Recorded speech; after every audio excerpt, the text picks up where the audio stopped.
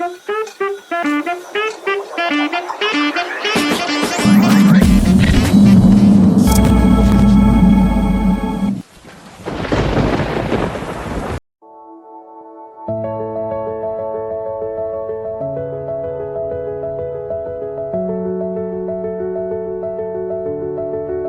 क्या बोला है, the plunge of the fold.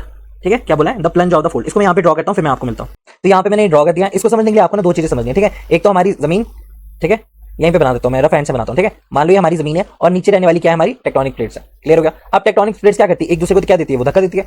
अब जब भी वो धक्का देगी ना, तो बेसिकली क्या हो रहा है, जो भी हमारी जमीन है, इस जमीन के नीचे जितनी भी हमारी पहाड़ी की रॉक्स है, कभी कभी क्या करती है, वो टूट जाती है। लेकिन कई बार क्या करती है, वो टूटती नहीं है। अगर वो टूटती नहीं है ना, तो कई बार वो ना क्या करती है, एक फोल्ड जैसे बनाती है। ये हमारी रॉक्स ही है, वो ऐसे उनको क्या करना चाहिए था, एक दूसरे के साथ जुड़ के क्या होना चाहिए था, टूट जाना चाहिए था। लेकिन ऐसा ना होने के बजाय कई बार वो क्या करती है, फोल्ड करती है। किसकी वजह से हो रहा है, सारा का सारा रीजन टेक्टोनिक प्लेट्स की वजह से हो रहा है। तो हमारी पहाड़ी के नीचे की जितनी भी रॉक्स है ना, वो सब क्या करती है, टूटने के बजाय एक दूसरे के ऊपर फोल्ड करती है। इसी को हम क्या बोलते हैं, ये फोल्ड हो जाती है। इसको ऐसे समझो आप, मान लो कि आपने मोटा सा ब्लैंकेट ले लिया। ठीक है, आप क्या करो, यहां से भी पुश करो और यहां से भी पुश करो। ठीक है, जब आप यहां से पुश करोगे, यहां से पुश करोगे, तो आपको इस तरह से फोल्ड जो है वो देखने को मिलेंगे। ठीक है, कहां पे, एक ब्लैंकेट में देखने को मिलेंगे। तो यही क्या है बेसिकली, मतलब एक वेव जैसी आपको देखने को मिलेगी। बस यही कॉन्सेप्ट जो है यहां पे भी इस्तेमाल हो रहा है और यहीं पे भी यही हो रहा है। किसके लिए, ये अभी मैंने ब्लैंकेट के लिए बताया, ये किसके लिए, फॉर द रॉक्स। आपको क्या दिखेगा, एक वेव जैसी जो कि ऊपर या नीचे है, ये आपको ऐसे दिखेगी। बस ये जो रॉक्स के अंदर होता है ना, यही इसको हम क्या बोलते हैं, it is being known as a folding. अगर ये कंटीन्यूअस में हो रहा है तो हम क्या बोलेंगे, फोल्डिंग हो रहा है। अब यही चीज क्या है, यहाँ पे भी है कि ये देखो मैंने एक वो बनाया इसका, जैसे कि एक रॉक में फोल्ड हो रहा है, वैसे मैंने यहाँ पे बताया। ठीक है, इसमें बहुत सारी चीजें प्लंज ऑफ द फोल्ड के बारे में बता रहा है। बेसिकली जब हम देखते हैं सबसे पहले फोल्ड एक्सिस की, तो फोल्ड एक्सिस बेसिकली क्या है, जो कि हमारा फोल्ड है। फॉर एग्जांपल ये हमारा फोल्ड है। अब इस फोल्ड का जो सबसे टॉप वाला और सबसे जो नीचे वाला है ना, इन दोनों पॉइंट को, जो कि जैसे कि कोई वेव है, ठीक है, इस वेव की जो हमारा पीक होगी या फिर हमारी जो वैली होगी, इन दोनों को ही हम क्या बोलते हैं, यहाँ पे हम क्या बोलेंगे, उसको फोल्डेड एक्सिस बोलेंगे, या फिर क्या बोलेंगे, हिंज लाइन बोलेंगे। फोल्ड एक्स, या फिर आप क्या बोल सकते हो, उसको हिंज लाइन बोल सकते हो। क्लियर होगा इतना जो मैंने बोला, समझ में आया ये पॉइंट। दूसरा पॉइंट क्या है हमारा, प्लंज। ठीक है, यहीं पे लिखा है प्लंज। प्लंज का मींस जो से क्या होता है कि कई बार क्या होता है, जो हमारा फोल्ड है ना, जैसे बिल्कुल सीधा खड़ा है, कई बार ये सीधा ना खड़ा होकर ये कई बार क्या करता है, इस तरह का, मतलब थोड़ा सा आपको टेढ़ा करके देखने को मिलेगा। ठीक है, ये किसके साथ हो रहा है, हमारे फोल्ड के साथ हो रहा है। मतलब जब वो सीधा नहीं खड़ा होता है और वो बल्कि क्या होता है, थोड़ा सा झुका हुआ होता है, तो जो इसका क्या होगा, फोल्ड एक्सिस होगा। फोल्ड एक्सिस क्या है, इसका पीक। तो यहाँ से अगर मैं एक एंगल बनाऊं, फॉर एग्जांपल यहाँ पे एंगल नहीं, सॉरी, मैं एक लाइन खींचूं यहाँ से, तो ये जो हमारा लाइन है, ये हॉरिजॉन्टल के साथ कितना एंगल बनाएगी, that is known as the, ये इसके साथ कितना एंगल बनाएगी, इसको क्या बोलते हैं हम, बेसिकली इसको बोलते हैं हम, it is known as a plunge. It is known as a plunge. Clear हो गया, क्या बोला मैंने, कि हॉरिजॉन्टल के साथ जो हमारा थोड़ा जो सीधा नहीं खड़ा है फोल्ड, वो थोड़ा सा क्या है, टेढ़ा है, टिल्ट है, तो उसका जो हमारा फोल्ड एक्सिस होगा वो, और जो हमारा हॉरिजॉन्टल के बीच में एंगल होगा, that is known as the plunge. समझ में आया आपको प्लंज। तो यहाँ पे बोला है द फोल्ड, नहीं sorry, the plunge of the fold, यानी किसी फोल्ड का, ये जो हमारे फोल्ड्स है, इन फोल्ड्स का जो भी हमारा प्लंज है, उसे हम क्या बोलते हैं, a line drawn parallel to the hinge line of the fold, बिल्कुल गलत। The axis of inclination of the fold axis with the horizontal as measured in a vertical plane, a line representing the intersection of the axial plane। आपको ना axial plane के बारे में बताना चाहिए। For example ये हमारा फोल्ड है, अगर मैं यहां से एक इमेजिनरी लाइन ड्रॉ करूं, मतलब एक इमेजिनरी क्या करूं, वर्टिकल शीट बनाऊं और इसको मैं हाफ डिवाइड कर दूं, इसको भी और इसको भी, मतलब ऐसा हमारा फोल्ड है। ठीक है, यहां पे एक मैं इमेजिनरी वर्टिकल शीट बना दूं और यहां वाला भी डिवाइड कर दूं, यहां वाला भी डिवाइड कर दूं, मतलब ये एक तरह की क्या होती है, वर्टिकल शीट होती है, जो कि क्या है, इमेजिनरी है। अब ये फोल्ड के बिल्कुल बीच बीच में बनती है, जो क्या करेगी, इसको सिमेट्रिकली डिवाइड करती है। अब समझ में आया आपको एक्सियल प्लेन क्या है बेसिकली। ठीक है, एक्सियल प्लेन बोलते हैं इसको, it is known as a axial plane. Clear होगा। तो यहां पे बोला कि ऐसी लाइन जो रिप्रेजेंट कर रही है intersection of the axial plane of a fold with any bed of the fold, a line drawn vertically to the hinge line of the fold. Basically ये सारे आंसर क्या है हमारे, रॉन्ग है। सिर्फ कौन सा सही है इसका, इसको मैं यहां पे कर देता हूं, कौन सा सही है इसका, the angle of inclination, the angle of inclination on the fold axis with the horizontal axis as measured in a vertical plane. बिल्कुल सही इसका राइट आंसर है। कौन सा इसका right answer, that is 2 answer. ठीक है, बाकी देखते हैं। अ लाइन, एक तो बोल रहा है कि ये जो लाइन ड्रॉ की है वो पैरेलल है to the hinge line of the fold. अब ये क्या बेसिकली, ये सिर्फ और सिर्फ डायरेक्शन बता रहा है, हमारे को डायरेक्शन बताता है, एंगल नहीं बताता, तो हम क्या बोलेंगे, इट इज रॉन्ग। ये तो हमारे को गलत हो जाएगा। मतलब आप अगर ऑप्शन 1 को देखो ना, ये क्या है, line parallel to hinge line, ये इक्वल्स टू किसके है, ये इक्वल्स टू है सिर्फ और सिर्फ डायरेक्शन बताने के, ये एंगल नहीं बता रहा हमें, पर हमें क्या पता है, जो प्लंज है it is the angle between the horizontal and this, तो ये क्या basically, it is a wrong answer. Clear हो गया। थर्ड देखते हैं, a line representing the intersection of the axial plane of a fold with any bed of the fold. Basically क्या है, जो हमारा एक्सियल प्लेन है ना और जो हमारा बेडिंग है, अब बेडिंग की जो इंटरसेक्शन है, इंटरसेक्शन की जो लाइन है, लाइन को बोलते हैं बेसिकली फोल्ड एक्सिस। अभी फोल्ड एक्सिस का जो पार्ट है वो हम क्या बोल सकते हैं, उसको हम एक तरह से ऐसे समझ सकते हैं कि जैसे कि वो एक फोल्ड एक्सिस है, लेकिन प्लंज नहीं है, तो ये क्या हो जाएगा, हमारा रॉन्ग आंसर हो जाएगा। A line drawn vertically to the hinge line of the fold, मतलब line vertically to the hinge line का कोई भी कॉन्सेप्ट नहीं होता बेसिकली, तो ये क्या हमारी रॉन्ग हो जाएगी, ये भी रॉन्ग हो जाएगी, ये भी रॉन्ग हो जाएगी, ये भी रॉन्ग हो जाएगी। सिर्फ आपको क्या बताना था, जो प्लंज है that is the angle between the horizontal and the tilted fold. Clear हो गया, उसके बीच का जो भी एंगल है that is known as the plunge. तो समझ में आपको ये क्वेश्चन क्या है हमारे पास, अब इससे कौन कौन से पूछ सकता है आपसे, स्ट्रक्चर जियोलॉजी से क्या क्या पूछ सकता है आपसे। बेसिकली क्वेश्चन किसका है, स्ट्रक्चर जियोलॉजी का है ना। अगर ये बोलूं मैं जियोलॉजी में भी स्ट्रक्चर जियोलॉजी में फोल्ड का आएगा बेसिकली, ठीक है। तो इसमें कॉन्सेप्ट कौन कौन से पूछ सकता है आपसे, एक्सियल प्लेन के बारे में पूछ सकता है, ठीक है। इतना सही नहीं है एक्सियल प्लेन, ये मैंने आपको समझाने के लिए थोड़ा सा बताया, ठीक है। और क्या पूछ सकता है आपसे, डिप पूछ सकता है, और पूछ सकता है आपसे स्ट्राइक पूछ सकता है। क्लियर हो गया। थर्ड ऑफ ऑल क्या पूछ सकता है आपसे, कोई भी एंटी क्लाइन हो गया, ठीक है, एंड हमारा सिंक्लाइन हो गया, ये सब आपसे पूछ सकता है। फोर्थ फॉर्म क्या पूछ सकता है, जो भी हमारा ओवरटर्न फोल्ड है उसके बारे में पूछ सकता है आपसे। और क्या पूछ सकता है हमारे से, लिम्ब भी पूछ सकता है, ठीक है, लिम्ब ऑफ अ फोल्ड। तो ये सारी टर्म्स जो है आपको क्लियर होनी चाहिए, क्योंकि फ्यूचर में वो आपसे ऐसे ऐसे चीजें भी पूछ सकता है। तो कौन कौन सी पूछ सकता है, एक्सियल प्लेन पूछ सकता है, डिप हमारे पास एक्सियल प्लेन पूछ सकता है, हमारे पास डिप पूछ सकता है, लिम्ब पूछ सकता है, और क्या पूछ सकता है हमारे से, और भी बहुत कुछ पूछ सकता है, ठीक है। तो समझ में आपको क्वेश्चन क्या है बेसिकली हमारा स्ट्रक्चर जियोलॉजी से। तो इसको मैं मिटा देता हूं, नेक्स्ट क्वेश्चन की तरफ बढ़ते हैं, ठीक है। इतना क्लियर हो गया होगा आपको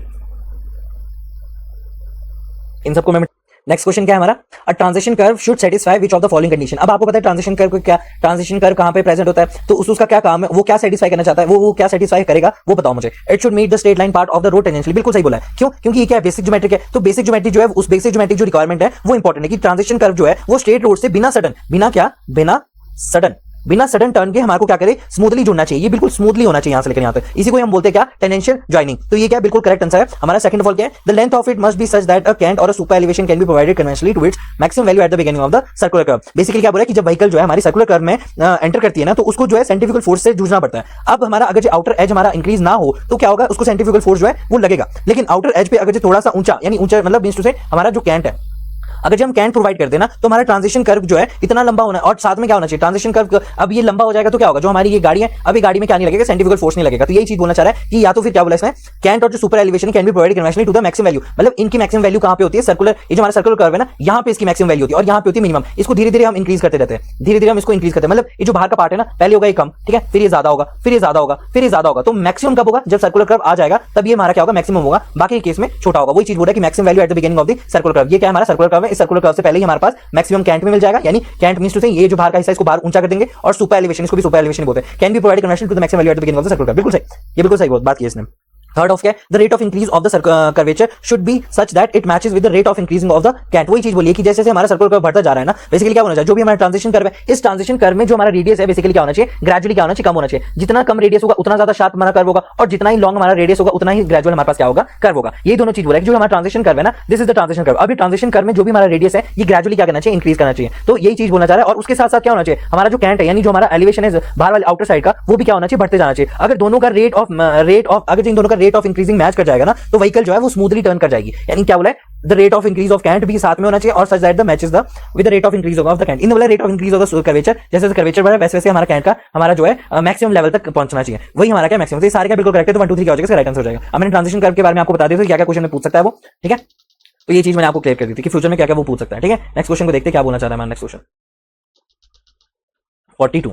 नेक्स्ट ऑप्शन क्या है हमारे पास, क्वेश्चन क्या है basically, the total length L of the valley transition curve for a comfort condition. Basically आपको क्या बोला है यहाँ पे कि वैली ट्रांजिशन कर्व के ये बोला है लेंथ बताओ, टोटल लेंथ बताओ for the valley transition curve, किसके लिए, कंफर्ट कंडीशन के लिए। तो कंफर्ट कंडीशन के लिए जो फॉर्मुला रहता है बेसिकली, कंफर्ट कंडीशन के लिए जो फॉर्मुला रहता है वो क्या रहता है, लेंथ का, that is n is equal to l is equal to v का cube divided by c raise to the power 1/2। तो ये क्या रहता है, राइट आंसर रहता है। तो इनमें से जिसमें भी हमारे पास राइट आंसर होगा वो कौन सा होगा, 2nv क्यूब अपॉन c 1/2 नहीं, ये गलत है। 1/2 nv square upon c half, ये भी गलत है। 2 है, गलत है। 1/2 है, ये भी गलत है। The total length l of the valley transition curve for a comfort condition is this. हाँ, एन जो है that is the deviation angle, V design speed C allow the rate of change of sign. अच्छा, जब ऐसे question आते हैं ना जहां पे आपको दिख रहा है, साफ साफ दिख रहा है, देखो यहाँ पे कुछ भी ऐसा नहीं है जो छुपा नहीं है। अब ये मिस प्रिंटिंग हो सकता है यूपीएससी का, या फिर कुछ और हो सकता है। तो ये क्या है, एक तरह का आपको इसको ऐसे क्वेश्चन को छोड़ना नहीं है, आपको कोई ग्रेस मार्क्स नहीं मिलेंगे, आपको ऐसे क्वेश्चन को अटेम्प्ट करना पड़ता है। अब एक एग्जांपल लेते हैं, फॉर एग्जांपल इसको समझने के लिए एग्जांपल लेते हैं। अब मान लेते हैं कि यहाँ पे हमने एन की वैल्यू कितनी है हमारी, दैट इज द 1, ठीक है। मान लेते हैं एन की वैल्यू 1 है, और वी की वैल्यू कितनी है हमारे पास 10 है, और मीटर पर सेकंड, और सी की वैल्यू भी हम मान लेते हैं 1 मान लेते हैं, ठीक है। अब यहाँ पे वैल्यूज डालते हैं जरा। अगर जब मैं डालू यहाँ पे एल इज इक्वल्स टू क्या आ जाएगा, N is 1 multiply by V का क्यूब, यानी 10 का क्यूब डिवाइडेड बाय सी की वैल्यू भी 1 है, होल की पावर कितनी है 1/2 है। तो इसका क्या आंसर आएगा, एक मिनट में निकालता हूँ। 10 की पावर क्यूब, ठीक है, 1/2 क्या आ रही है वैल्यू, 1/2 ये वैल्यू आ रही है L इज इक्वल टू 31.62 आ रही है, ठीक है। अब इन ऑप्शंस में डाल के देखते हैं, ठीक है। सबसे सही आंसर क्या है, वी स्क्वायर तो नहीं है, तो काट दो, वी स्क्वायर भी नहीं, ये दोनों काट दो, सिर्फ ये दोनों बचे हैं, ठीक है। इन दोनों में वैल्यू डालते हैं। तो एक तो 2 है, साथ में क्या है 31.62 को मल्टीप्लाई करो किससे, 2 से, ये हो गया ऑप्शन नंबर ए। और ऑप्शन नंबर डी का क्या है 31.62 को मल्टीप्लाई करो हाफ से। ठीक है। तो ये क्या हो जाएगा हमारे पास, this will be equal to 63.24 आ गया, और ये कितना आ गया 15.81 आ गया। क्लियर हो गया ये दोनों, ठीक है। अब देखते हैं इन दोनों में से क्लोजेस्ट कौन सा है, क्लोजेस्ट कौन सा है। क्लोजेस्ट अगर मुझे फाइंड आउट करना है तो क्लोजेस्ट के लिए क्या करना पड़ेगा, माइनस करना पड़ेगा। तो यहाँ पे क्या करना पड़ेगा, जो हमारा 31 है किससे माइनस करेंगे, जैसे कि यहाँ पे 63 पॉइंट कितना है 63.24 माइनस 31.62 कितना आ जाएगा, ये 31.62 आ जाएगा। 31.62 सॉरी 31.62 नहीं आएगा, 31.6 आएगा, ठीक है 31.6 आएगा। तो 31.6 आ गया। दूसरा वाला करते हैं, दूसरा वाला क्या होगा, दूसरा वाला क्या है 15। ऑप्शन नंबर डी क्या है हमारे पास, इसको करते हैं हम जरा पहले, ठीक है। ऑप्शन नंबर डी क्या था, 15 पॉइंट कितना था हमारे पास 81 माइनस कितना करना है मेरे को 31.62। इसको माइनस करेंगे तो नेगेटिव में आएगी वैल्यू, नेगेटिव में कितनी आएगी 15.8 ही आएगी इसकी वैल्यू भी। तो 15.8 जो है बेसिकली वो क्या है नेगेटिव में, और ये वाली क्या है वैल्यू पॉजिटिव में, ठीक है ना। देखा जाए तो क्या है दोनों ही गलत है, लेकिन अगर मैं इन दोनों को कंपेयर करूं किससे 31.62 से, तो आप मुझे बताओ आप कौन सा वाला आंसर ऑप्शन यूज करोगे, ए वाला या बी वाला, बताओ। डेफिनेटली आप ये वाला करोगे। ये जो है ऑब्वियसली क्या है, ये 50% ज्यादा है, मतलब आप देख लो ना 15 है कितना 31 से 15 है तो 50% है, मतलब 50% से ज्यादा ही समझ लो। तो ये 50% से ज्यादा है, बल्कि एरर जो हमारा ऑलमोस्ट 50% क्या है कम है, मतलब ऑलमोस्ट 50% कम है। लेकिन ये वाला जो है मैनेजेबल है, वैसे गलती है ये भी, पर है ये कितना मैनेजेबल है। तो ऑप्शन नंबर 1 क्या हो जाएगा हमारे पास, राइट आंसर हो जाएगा एक तरह से, ठीक है। तो इसी तरह से आपको आंसर देने पड़ते हैं यूपीएससी में, कोई भी क्वेश्चन आपको छोड़ना नहीं पड़ता। जब ये छोटी छोटी चीजें जो आपको पता होगी, जैसे कंफर्ट कंडीशन के लिए जो हम सॉरी वैली ट्रांजिशन कर के लिए जो कंफर्ट कंडीशन का फॉर्मुला होता है वो इस तरह से होता है, और आपको इसी तरह से क्या निकालना है, इसका वैल्यू निकालनी है। तो लग गया आपको पता है छोटी सी चीज, ठीक है। इंपॉर्टेंट क्वेश्चन था ये भी, तो आप क्या बोल सकते हो, राइट आंसर विल बी ए, क्योंकि ये सबसे पास में आ रहा है 31.62, ठीक है सॉरी 31.6 आ रहा है वैल्यू, है ना 62 नहीं आ रहा, 62 तो इसका एक्चुअल वैल्यू है, ठीक है ना। यहाँ पे और यहाँ पे वैल्यू कितनी है 60। क्लियर हो गया, इतनी सी छोटी सी पॉइंट है, और बहुत ज्यादा इंपॉर्टेंट पॉइंट भी है कि आपको एक और सीख देखने को मिली कि किस तरह से आप कंपेयर कर सकते हो क्वेश्चनों के जो हमारे ऑप्शन होंगे उसके जरिए आप क्या कर सकते हो, कंपेयर कर सकते हो, ठीक है। तो फाइनल क्या बोल सकते हैं कि ये जो है हमारा राइट आंसर हो जाएगा। क्लियर हो गया। अब फ्यूचर में क्या क्या पूछ सकता है वो आपसे, जैसे कि फ्यूचर में क्या क्या वो आपसे पूछ सकता है। सबसे पहले तो आपसे यही पूछ लेगा कि जब आपको क्या करना है, हमारा v स्क्वायर अपॉन आर यानी सेंट्रीफ्यूगल एक्सेलरेशन के बारे में पूछ सकता है, v स्क्वायर अपॉन आर के बारे में पूछ सकता है। क्लियर हो गया। सेकंड ऑफ ऑल क्या है, rate of change of acceleration समझ लो, rate of change of centrifugal acceleration के बारे में पूछ सकता है कि इसको कौन कंट्रोल करता है, जो यहाँ पे कर्व लेंथ होती है उसका क्या मतलब है। थर्ड ऑफ ऑल क्या हो सकता है, हमारा सुपर एलिवेशन के बारे में, ई से डिनोट करते हैं सुपर एलिवेशन, या फिर जो ट्रांजिशन कर्व है उससे रिलेटेड बहुत सारे फॉर्मूले हैं वो भी आपको पता होने चाहिए, उससे रिलेटेड भी आप पूछ सकता है। फोर्थ वन क्या पूछ सकता है, एन के बारे में, एन मतलब डेविएशन एंगल। अभी डेविएशन एंगल क्या होता है, कितनी डायरेक्शन में बेंड होता है, बेंड हो रही है रोड, तो उसके बारे में आपसे पूछ सकते हैं। तो ये सारे जो चीजें ये आपको यहाँ पे पूछ सकता है वो, ठीक है। तो फ्यूचर में आपसे 2-4 क्वेश्चन जो है वो यहीं से पूछ लेगा। अभी इससे रिलेटेड क्वेश्चन पूछे तो इससे रिलेटेड क्वेश्चन भी वो पूछ लेगा। क्लियर हो गया। नेक्स्ट क्या हो गया, इसका राइट आंसर पता लगा ना, इसका कौन सा है, मतलब राइट आंसर क्या है जो क्लोजेस्ट है इसके, वो इसका राइट आंसर हो जाएगा। बाकी सब तो गलत है, क्योंकि सबके साथ क्या कांस्टेंट है, और ये दोनों वैल्यूज ऑटोमेटिकली कैंसिल हो जाएगी, सिर्फ ये दोनों बचेगी। जब आप इससे आंसर निकालोगे तब जाके आपको पता चलेगा कि जो क्लोजेस्ट है कौन सा है, ठीक है। वो हमने एक तरह का क्या लिया था, और वो एक स्टैंडर्ड वैल्यूज थी। अगर जो आपको नहीं पता लग रहा है ना, वो स्टैंडर्ड वैल्यूज थी, तो स्टैंडर्ड वैल्यूज लेके अगर हमने कैलकुलेट किया, और यही चाहता है यूपीएससी भी कि स्टैंडर्ड वैल्यूज लो, कैलकुलेट करो और फाइंड आउट करो कि सही आंसर कौन सा है। अगर जो मैंने गलत भी प्रिंट किया है तो तुम्हें ऐसे नहीं कि छोड़ देना है, तुम्हें क्या करना पड़ेगा, उसे अटेम्प्ट तो करना ही पड़ेगा। ये यूपीएससी का रूल है। आप यहाँ पे चैलेंज थोड़ा कर सकते क्वेश्चन, जैसे गेट में होता है आप गेट में चैलेंज कर देते हो क्वेश्चन, लेकिन यूपीएससी में आप कोई भी ऐसा सिस्टम नहीं है जैसे कि आप चैलेंज कर सको कि ये क्वेश्चन हमारा गलत है या कुछ है, ठीक है। समझ में आपको। नेक्स्ट क्वेश्चन क्या है हमारे पास, नेक्स्ट क्वेश्चन क्या है हमारा कि for a roadway of 100 kilometre per hour and design speed, तो डिजाइन स्पीड कितनी दे रखी है मेरे को, v will be equals to 100 kilometre per hour. किसमें आंसर हमारा मीटर में है, तो मीटर में कन्वर्ट कर देते हैं, मल्टीप्लाई बाय 5/18 कितना आ जाएगा ओवरऑल, v आ गया हमारे पास 27.78 मीटर पर सेकंड। मेरे पास क्या आ गया, डिजाइन स्पीड आ गई। क्लियर हो गया। Now if the maximum allowable, और क्या बोला है मेरे को, maximum allowable super elevation rate जो है दैट इज 0.12, यानी ई मैक्स कितना दे रखा है आपको, ई मैक्स जो अलाउड है वो कितना दे रखा है 0.12 आपको गिवन है। And the maximum friction coefficient भी कितना है 0.12 है, ठीक है। एफ मैक्स, ठीक है, कौन सा ये लेटरल फ्रिक्शन कोएफिशिएंट कितना दे रखा है 0.12 दे रखा है। The minimum radius of curvature will be, R minimum का क्या होता है फॉर्मूला, आर मिनिमम का क्या होता है फॉर्मूला आपको पता होगा, V square upon the G E plus F होता है ना। तो वी स्क्वायर कितना हो गया 27.7 का होल स्क्वायर डिवाइडेड बाय हमारे पास कितना है, दैट इज द जी कितना है हमारे पास, दैट इज 9.81, 0.12 प्लस 0.12, बस ये निकाल लो आंसर मिल जाएगा। क्या है आंसर इसका, इसको कैलकुलेट करो, 27 अपॉन 9.8.12 अराउंड कितना आ रहा है ये, दैट इज 327.8 आ रहा है। तो ये किसके क्लोज है, आंसर किसके क्लोज है, हमारा ए के क्लोज है। तो आंसर पता लग गया आपको, आर मिनिमम क्या है। तो बस यही है क्वेश्चन, बिल्कुल इजी सा है। बस आपको अगर फॉर्मुला पता होगा तो आप डायरेक्टली क्या कर सकते हो, इसको कैलकुलेट कर सकते हो। क्या है इसका आंसर हमारे पास, option number A will be the right answer. बस इससे ज्यादा क्या जानना है आपको, इससे ज्यादा क्या है कि आपको ये पूछा जा सकता है कि सुपर एलिवेशन क्या होता है, जो भी मैंने आपको पहले बताया ना वही चीजें। सुपर एलिवेशन क्या हो गया, फ्रिक्शन क्या हो गया, मिनिमम रेडियस क्या हो गया। जब हमारी स्पीड जो है हाई होती है तो जो हमारा कर्व बड़ा बनता है कि छोटा बनता है, ये हमारा जानना है। अगर वरना क्या होगा, स्किड हो जाएगा। तो ये सब चीजें जो है आपको पता होनी चाहिए, ठीक है। फ्यूचर में और क्या पूछ सकते हैं, हॉरिजॉन्टल कर्व के बारे में पूछ सकते हैं आपसे, कौन सा पूछ सकते हैं, हॉरिजॉन्टल कर्व के बारे में पूछ सकते हैं आपसे। उसका डिजाइनिंग के बारे में पूछ सकते हैं, what will be the designing for that. Second of all क्या पूछ सकते हैं, आपको ट्रांजिशन कर्व के बारे में पूछ सकते हैं, उसमें जो हमारा स्पाइरल कर्व रहता है या फिर हमारा क्या क्लेथोइड कर्व रहता है, ये सब जो है पूछ सकते हैं। थर्ड क्या हो सकता है, आपसे ई एफ और आर के बीच का क्या रिलेशन है, ये पूछ सकता है। फोर्थ वन क्या पूछ सकता है हमारे पास कि जो IRC स्पीड है, ठीक है, और उसकी जो स्पीड लिमिट है वो पूछ सकता है, ठीक है। और क्या पूछ सकते हैं, डिफरेंट डिफरेंट रीजन में पूछ सकते हैं, जैसे अर्बन में पूछ लेगा, रूरल में पूछ लेगा। और फिफ्थ क्या पूछ सकता है आपसे, जितने भी टेरेन है उनके बीच में पूछ सकता है, उसमें कितना सुपर एलिवेशन अलाउड है, ये पूछ सकता है। सिक्स्थ वन क्या पूछ सकता है आपसे, इसी से रिलेटेड जो भी हमारे सुपर एलिवेशन है ई, उसकी क्या लिमिट है। तो ये सब जो है आपसे पूछ सकता है हमारा यूपीएससी। समझ में आपको जो भी क्वेश्चन था। नेक्स्ट क्वेश्चन क्या है हमारे पास, ये वाला कौन सा क्वेश्चन है, ये वाला 43, ठीक है। अब हमारे को करना है कौन सा, 44 करना है। तो 44 क्वेश्चन क्या हो जाएगा सबसे टॉप पे, ये हमारे पास 44। अब ऐसे ऐसे डायरेक्ट क्वेश्चन जो है वो आपको हमेशा ही पूछेगा। द वर्टिकल स्ट्रेस जो हमारा सिग्मा जेड है अंडर यूनिफॉर्मली यानी बराबर का distributed circular load based on Boussinesq theory. अब बूसनिक थ्योरी के बारे में मैंने आपको पहले बताया कि जब जमीन पर एक सर्कुलर एरिया जो है बेसिकली ऐसे समझो कि फॉर एग्जांपल ये हमारी जमीन है, ऊपर से आपको कोई लोड लग रहा है। अब जैसे जैसे लोड का स्ट्रेस क्या है, पास जितने इस लोड के पास होगा वहां पे स्ट्रेस क्या है, ज्यादा होगा, और जैसे जैसे नीचे जाएगा हमारा स्ट्रेस क्या है, सॉरी स्ट्रेस क्या है हमारा कम होता जाएगा, है ना। यही होता है ना कि जैसे जैसे ऊपर टॉप में, तो टॉप में बूसनिक थ्योरी का क्या है, ये जो हमारा स्ट्रेस डिस्ट्रीब्यूशन है, स्ट्रेस डिस्ट्रीब्यूशन क्या है, टॉप पे ज्यादा होगा, और जैसे जैसे आप डेप्थ में नीचे जाते जाओगे सॉइल में अलग अलग डेप्थ में क्या होगा, यहाँ पे यहाँ पे यहाँ पे। अब इस अलग अलग डेप्थ में क्या होगा, यहाँ पे हाई होगा, यहाँ पे मॉडरेट होगा, यहाँ पे लो होगा, यहाँ पे वेरी लो होगा। अब नीचे नीचे जाते जाओगे तो क्या नेग्लिजिबल हो जाएगा। तो ऐसे ऐसे करके क्या होगा, हमारा जो स्ट्रेस ऊपर से आने वाला स्ट्रेस है वो हमारी सॉइल में किस तरह से डिस्ट्रीब्यूट होगा, वो कौन बताता है, कौन सी थ्योरी बताती है, वो हमको बूसनिक थ्योरी बताती है वो चीज, है ना। अब ये थ्योरी की जो बेसिकली जब आप किसी भी लोड के बिल्कुल नीचे देखोगे, सेंटर में देखोगे, तो डायरेक्टली क्या है, यहाँ पे जो वर्टिकल स्ट्रेस सबसे ज्यादा होगा। जब हम धीरे धीरे क्या है डेप्थ में नीचे नीचे जाते जाएंगे तो हमारा स्ट्रेस क्या डेफिनेटली क्या हो जाएगा, कम हो जाएगा। वही उसी चीज का क्या है, ये लीनियरली मैंने आपको शो करके दिखाया जो आपको इजीली अंडरस्टैंड हो सके, ठीक है। अब जो स्ट्रेस का डिस्ट्रीब्यूशन है वो किस पे डिपेंड करता है, उसके रेडियस पे भी डिपेंड करता है और डेप्थ पे भी डिपेंड करता है। क्लियर हो गया दोनों चीजें। अब इसका जो करेक्ट फॉर्मुला है बेसिकली, वो करेक्ट फॉर्मुला क्या है, यहाँ पे मैं इसको मिटा देता हूं। इसका फॉर्मुला क्या है बेसिकली, जो हमारा किसके लिए, बूसनिक थ्योरी के लिए है, उसका क्या फॉर्मुला कि अगर जो आपको सिग्मा जेड फाइंड आउट करना है तो that will be equals to P 1 minus Z का क्यूब डिवाइडेड बाय ए का स्क्वायर, यानी सॉरी आर का स्क्वायर लिखते हैं यहाँ पे, आर का स्क्वायर प्लस जेड का स्क्वायर, और इनका होल कितना रेज़ टू द पावर 3/2 होता है। बेसिकली ये होता है हमारा पूरा फॉर्मुला, जहां पे ये क्या है, this is the Z depth पर जो हमारा वर्टिकल स्ट्रेस है उसको दिखाता है हमारे को कौन, सिग्मा जेड दिखाता है। पी क्या है हमारे पास, जो भी हमारा सरफेस प्रेशर है जो कि क्या है हमारे सरफेस से ऊपर से लगा हुआ है, उसको हम बोलते हैं पी। अभी प्रेशर क्या है यहाँ पे शो करेंगे, 1 - 1 तो पता ही है, ये होगा। आर क्या हो गया हमारा, बेसिकली हमारा जो सर्कुलर लोड है, सर्कुलर जो हमारा लोडेड एरिया है, लोडेड एरिया ऑफ रेडियस, नहीं सॉरी का रेडियस, ठीक है। जो भी हमारा सर्कुलर लोडेड एरिया है उसका जो हमारा रेडियस है उसको रिप्रेजेंट करता है। जेड क्या है हमारे पास, जिस डेप्थ पे हमारे को स्ट्रेस चाहिए, है ना। जेड क्या हो गया, जिस स्ट्रेस पे आपको स्ट्रेस फाइंड आउट करनी है वो क्या हो गया हमारे पास, जेड हो गया। क्लियर हो गया इतनी सी बात। तो ये सारी नोटेशन जो है मैंने आपको बता दी। अब इसका राइट आंसर क्या हो जाएगा, इसका राइट आंसर क्या है यहाँ पे, P 1 माइनस जेड का क्यूब डिवाइडेड बाय ए का स्क्वायर प्लस जेड का स्क्वायर 3/2, बिल्कुल सही है ये वाला हमारा। दूसरा क्या, P 1 प्लस जेड का क्यूब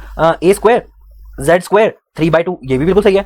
अच्छा यहाँ पे माइनस है ना, हाँ ये वाला सही है, यहाँ पे माइनस नहीं है, यहाँ पे प्लस है। दूसरा क्या है, ये तो स्क्वायर वाला हो गया, ये भी स्क्वायर वाला हो गया, ये कट गया, बस माइनस का ध्यान रखना आपने। P 1 माइनस जेड का क्यूब डिवाइडेड बाय ए है ना यहाँ पे लिखा हुआ, तो ए जो है बेसिकली यहाँ पे क्या बता रखा है, रेडियस बता रखा होगा, where P is the surface area that is the depth and A is the radius. देखो यहाँ पे ए जो है रेडियस है, तो आर क्या हो गया यहाँ पे, ए के बराबर हो गया, तो यहाँ पे ए क्या है, बिल्कुल सही है। तो इसका राइट आंसर क्या बेसिकली यही होगा, ठीक है। मतलब आप ऐसा समझो कि जब हमारा लोड लग रहा है ऊपर से तो वो स्ट्रेस डिस्ट्रीब्यूशन में इस तरह से, अब आपको किसी जेड डेप्थ पे देखना है वो स्ट्रेस, तो आप किस तरह से देखोगे, इस फॉर्मूले से देखोगे। समझ में आया आपको, ठीक है। अब क्वेश्चन क्या पूछ सकता है आपसे आगे फ्यूचर में, इसको मैं बता देता हूँ। क्वेश्चन क्या क्या पूछ सकता है आपको इससे रिलेटेड, जैसे कि आपसे पूछेगा कि जो हमारा वर्टिकल स्ट्रेसेस है वो किस किस की वजह से लग रहा है, किसकी वजह से, पॉइंट लोड की वजह से लग रहा है, यूनिफॉर्मली लोडेड की वजह से लग रहा है, तो ये सब चीजें जो है आपको क्वेश्चन में पूछ सकता है, ठीक है। दूसरा क्या पूछ सकता है, हमारे को जो भी न्यू मार्क होता है, न्यू मार्क चार्ट है, इसमें न्यू मार्क से चार्ट होता है, मतलब stress at any point under कोई भी हमारा लोडेड एरिया है उसके रिलेटेड होता है ये। थर्ड क्या हो गया हमारा, दैट इज द 2:1 जो हमारा लोड डिस्ट्रीब्यूशन है, लोड डिस्पर्जन या फिर लोड डिस्पर्जन मेथड, ठीक है। लोड डिस्पर्जन मेथड बेसिकली ये पूछ सकता है। फोर्थ क्या पूछ सकता है, हमारी जो भी सेटलमेंट हो रही है उन सेटलमेंट की जो भी कैलकुलेशन होगी, उन सब के बारे में पूछ सकता है, ठीक है। और पूछ सकता है क्या, स्ट्रेसेस के बारे में, स्ट्रेसेस में बेसिकली किसके लिए, जो स्ट्रेसेस हमारे आइसोबार्स होते हैं या फिर हमारा जो बल्ब डायग्राम है उनके बारे में ये पूछ सकता है। तो ऐसे बहुत सारे क्वेश्चन है वो आपसे पूछ सकता है। तो ये जो इंपॉर्टेंट है आप सबके लिए कि फ्यूचर में आप कौन कौन से यहाँ पे देख सकते हो, ठीक है। नेक्स्ट क्या आ गया हमारे पास, 45 आ गया। अब 45 क्वेश्चन को पढ़ो आप और इसका आंसर बताओ, तब तक मैं इसको मिटाता हूँ। अब सबसे पहले ना in the CBR method of a payment design, the mixed commercial vehicle with a different axle load are to be converted and this is using the equation where A is the number। Basically आपको सबसे पहले ना CBR समझना पड़ेगा कि CBR क्या होता है, ठीक है। तो जो CBR होता है ना उसको मैं यहाँ पे ड्रॉ करता हूँ। अगर जो CBR वर्सेज पेमेंट डिजाइन का अगर मैं ड्रॉ करूँ, यानी फ्लेक्सिबल पेमेंट का मैं डिजाइन करूँ, फॉर एग्जाम्पल यहाँ पे क्या लिख रहा हूँ मैं, CBR California bearing ratio versus the payment thickness लिखते हैं सीधा, है ना, पेमेंट थिकनेस, यानी जो भी हमारी फ्लेक्सिबल पेमेंट होती है उसको बोलते हैं, ठीक है। तो सीबीआर जो यहाँ पे साइड में होता है ना, साइड में होता है रिक्वायर्ड, यहाँ पे लिख देता हूं मैं, रिक्वायर्ड पेमेंट की थिकनेस किस में होती है, ये एमएम में होती है, ठीक है। फॉर एग्जांपल जैसे मैं यहाँ पे बनाता हूँ, ये हो गया आपका 200, ये हो गया आपका 300, ये हो गया आपका 400, ये हो गया आपका 500, ऐसे ही 600, 700, 800, ठीक है, और आगे आगे, ठीक है। ये मैंने यहाँ पे बना दिया आपको बेसिकली, ठीक है। वैसे ये उसके उसमें जैसे यहाँ पे इसको मैं मिटा देता हूँ, ये आपको लग गया ना पता क्या है यहाँ पे। चलो इसको सबको मिटा देते हैं ताकि आपको क्लियरली दिखे, ठीक है। यहाँ पे क्या लिख दूंगा मैं 200, ठीक है, फिर क्या है 300, चलो यहाँ पे 250 लिखते हैं, 300, 350, 400, 450, 500, 550 एसो ऑन, ठीक है। और यहाँ पे क्या होता है हमारा CBR वैल्यू, किस में होता है ये, it is in percentage, right. तो यहाँ पे आपको बहुत सारी वैल्यूज दी जाएगी, जैसे कि यहाँ पे कितनी है, मान लो यहाँ पे 100 है, ठीक है, यहाँ पे मान लो आपकी कितनी है 50 है, यहाँ पे कितनी है 30 है, यहाँ पे कितनी है 20 है, और ऐसे ऐसे बहुत सारी है, ठीक है। आपको ये इस तरह से दिखने को मिलेगा। तो आपको क्या है कि बेसिकली यहाँ पे मैं बना देता हूँ 0, फिर 50 पे भी, फिर 30 पे भी, और फिर 20 पे भी, और फिर 10 पे भी। क्लियर हो गया। और इसको ड्रॉ कर देता हूं मैं अच्छे से।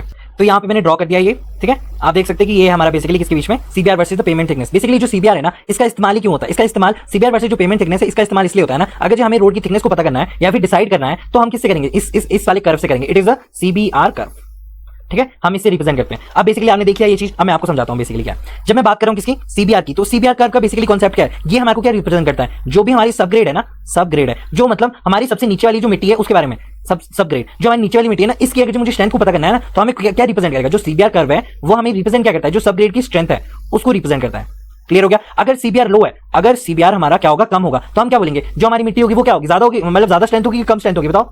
लो स्ट्रेंथ रहेगी, डेफिनेटली उसकी स्ट्रेंथ क्या रहेगी, लो रहेगी। और इसकी वाइस वर्सा भी ट्रूथ है, अगर ये हाई रहेगी CBR वैल्यू, तो यहां पे हमारी स्ट्रेंथ भी क्या रहेगी, हाई रहेगी। क्लियर हो गया। यानी मिट्टी क्या है हमारी, बहुत ज्यादा मजबूत है। समझ में आया। अब इस ग्राफ में बेसिकली क्या है क्या इस ग्राफ में, यहाँ पे देखो, अगर मान लो कि हमारा CBR जो है ना वो 2% है, मतलब यहाँ पे चलो 2% नहीं, यहाँ पे मानते हैं CBR की वैल्यू जो है, मान लो वो 100% है। CBR की वैल्यू अगर जो 100% है, तो पेमेंट की थिकनेस हमारी कम है, कितनी है 200 mm है। अगर CBR हमारी 50 है, तो हमारी पेमेंट की थिकनेस कितनी है 250 है, यानी वो भी कम है। अगर CBR परसेंटेज जो है वो 30 है, यानी जो स्ट्रेंथ ऑफ दी किसकी, सब ग्रेड, वेरी गुड। तभी मैंने पहले आपको सब ग्रेड बता दिया। जब हमारा सब ग्रेड की स्ट्रेंथ ही कम होगी, तो थिकनेस आपको ज्यादा देनी पड़ेगी। ये क्या है हमारी थिकनेस की बात की जाएगी। जब CBR की परसेंटेज 20% है, तो आपको थिकनेस 400 mm देनी पड़ेगी, यानी 480 mm देनी पड़ रही है, कम है नहीं थोड़े से, तो 480 mm देनी पड़ रही है। और जब वो 10% है, तो हमको बेसिकली कितनी देनी पड़ी है, 450 देनी पड़ रही है। और मान लो कि इसको मैं आगे बढ़ा देता हूं, और मान लो कि CBR अगर मैं 2% देखूं, तो हमारे को फ्यूचर में कितनी जानी पड़ेगी, 2% वाले यहाँ पे 550, यहाँ पे कितना हो जाएगा 600, यानी हमें 600 स्ट्रेंथ देनी पड़ेगी। तो CBR हमारे को बेसिकली क्या बता रहा है, पेमेंट की थिकनेस के बारे में बता रहा है कि जैसे जैसे हमारी CBR की वैल्यू यहाँ पे दिखा ना, CBR की वैल्यू लो है, तो CBR किस में दिखाया हमारे को, परसेंटेज में। लो है तो लो स्ट्रेंथ है, लो स्ट्रेंथ है तो ज्यादा थिकनेस देनी पड़ेगी, हाई स्ट्रेंथ है तो थिकनेस क्या देनी पड़ेगी, कम देनी पड़ेगी। समझ में आया आपको इसका जो भी है। अच्छा ये करते क्यों है, टेस्ट का हमारा पर्पस क्या है, the purpose of the test. अब बेसिकली क्या कर रहे हैं ना, जो भी हमारा फील्ड हो या फिर कोई भी लैब हो, मान लो ये हमारी फील्ड है, ठीक है, फील्ड हो या फिर क्या लैब हो, अब इन दोनों में क्या कर रहे हैं हम, सॉइल की रेजिस्टेंस को चेक कर रहे हैं, सॉइल की रेजिस्टेंस को क्या कर रहे हैं हम, मेजर कर रहे हैं, ठीक है, मेजर करें अगेंस्ट द पेनिट्रेशन, कि कितनी वो पेनिट्रेट हो रही है, वो चीज कैसे देखते हैं हम देखते हैं CBR टेस्ट से। पता लग गया। अब ये मेथड क्यों किया जाता है, बेसिकली ये मेथड इसलिए किया जाता है ताकि हम क्या कर सके, हम थिकनेस को पता लगा सके, ठीक है, थिकनेस को पता लगा सके। तो आपको 3-4 चीजें जो है वो पता लगी कि CBR मेथड क्यों है, कैलिफोर्निया बेरिंग रेशियो बोलते हैं बेसिकली इसको, और क्यों होता है पेमेंट थिकनेस को चेक करने के लिए। क्या बताता है आपको, सब ग्रेड की सॉइल के बारे में बताता है, सब ग्रेड सॉइल की स्ट्रेंथ के बारे में बताता है। कम रहेगा तो थिकनेस आपको ज्यादा लगानी पड़ेगी, और ज्यादा रहेगा CBR रेशियो, तो हमारे पास क्या होगा बेसिकली, कम थिकनेस लगानी पड़ेगी। समझ में आया ये सारे पॉइंट्स जो मैंने। अब क्वेश्चन में क्या बोला है कि the pavement design the mix commercial vehicle with the different axial load are to be converted in terms of a cumulative number of standard. Basically ये क्या बोलना चाह रहा है ना, कि हर व्हीकल जो होती है ना हमारी, उसका कुछ ना कुछ क्या रहता है, लोड रहता है, जो कि किस पे ट्रांसफर होता है, हमारे रोड पे ट्रांसफर होता है। इसको मैं बता देता हूँ, फिर मैं बताता हूँ। फॉर एग्जाम्पल जैसे आपको यहाँ पे समझना पड़ेगा एक चीज, ठीक है, ये इक्वेशन अगर ड्राइव करनी है ना, तो आपको एक चीज समझनी पड़ेगी। जैसे ये इक्वेशन है, ठीक है, ये वाली इक्वेशन बेसिकली ड्राइव करनी है, तो आपको 2-4 चीजें जो है मैं आपको बता देता हूँ कि CBR वैल्यू क्या कर रहा है। देखो जो भी हमारी हर व्हीकल है ना, उस व्हीकल का क्या है, डिफरेंट एक्शन लोड है। क्लियर हो गया। यानी एक्शन लोड क्या मतलब उनका प्रेशर जो लगेगा। फॉर एग्जाम्पल जो बड़ा टेम्पो है, वो हमारा प्रेशर क्या लगाएगा, ज्यादा लगाएगा एज कंपेयर टू जो हमारा छोटा टेम्पो है। क्लियर हो गया इतनी चीज। अब क्या चाहते हैं कि अगर हम ना सभी व्हीकल को अलग अलग, अगर हम सभी व्हीकल को अलग अलग हैंडल करें, फॉर एग्जाम्पल क्यों कर रहे हैं हम, बेसिकली हमें को डिजाइन करना है क्या, पेमेंट को डिजाइन करना है, पेमेंट को डिजाइन करना है। तो मैंने बोला कि पेमेंट को डिजाइन करना है, तो कैसे डिजाइन करेंगे, हमने बोला कि हर एक लोड जो भी हमारे व्हीकल से आ रहा है सेपरेटली उन्हें कैलकुलेट करो। तो जब सेपरेटली हम उन्हें कैलकुलेट करेंगे, तो वो बहुत ज्यादा क्या हो जाएगा, कॉम्प्लेक्स हो जाएगा। तो हमारी कॉम्प्लेक्स हो जाएगा, और हमारी जो है डिजाइनिंग जो है वो फेल हो जाएगी वहां पे। हम क्या चाहते हैं, हम चाहते हैं जो भी हमारा मिक्स ट्रैफिक है ना, फॉर एग्जांपल इसकी वजह से कितना लोड आया, इसकी वजह से कितना आया, इन सबको हम क्या करना चाहते हैं, हम एक स्टैंडर्ड लोड में कन्वर्ट करना चाहते हैं, एक स्टैंडर्ड लोड में कन्वर्ट करना चाहते हैं। क्लियर हो गया इतनी सी बात, कि अगर जो हम सेपरेटली इन ट्रक्स को देखें तो और इनको कैलकुलेट करने जाए, तो वो बहुत ज्यादा क्या हो जाएगा, कॉम्प्लेक्स हो जाएगा। तो हम क्या चाहते हैं, हमने इन सबको क्या कर दिया, सारे जितने भी छोटा है बड़ा है, जिनको भी हमने कर दिया, इसको मैंने क्या बोल दिया, मिक्स्ड ट्रैफिक।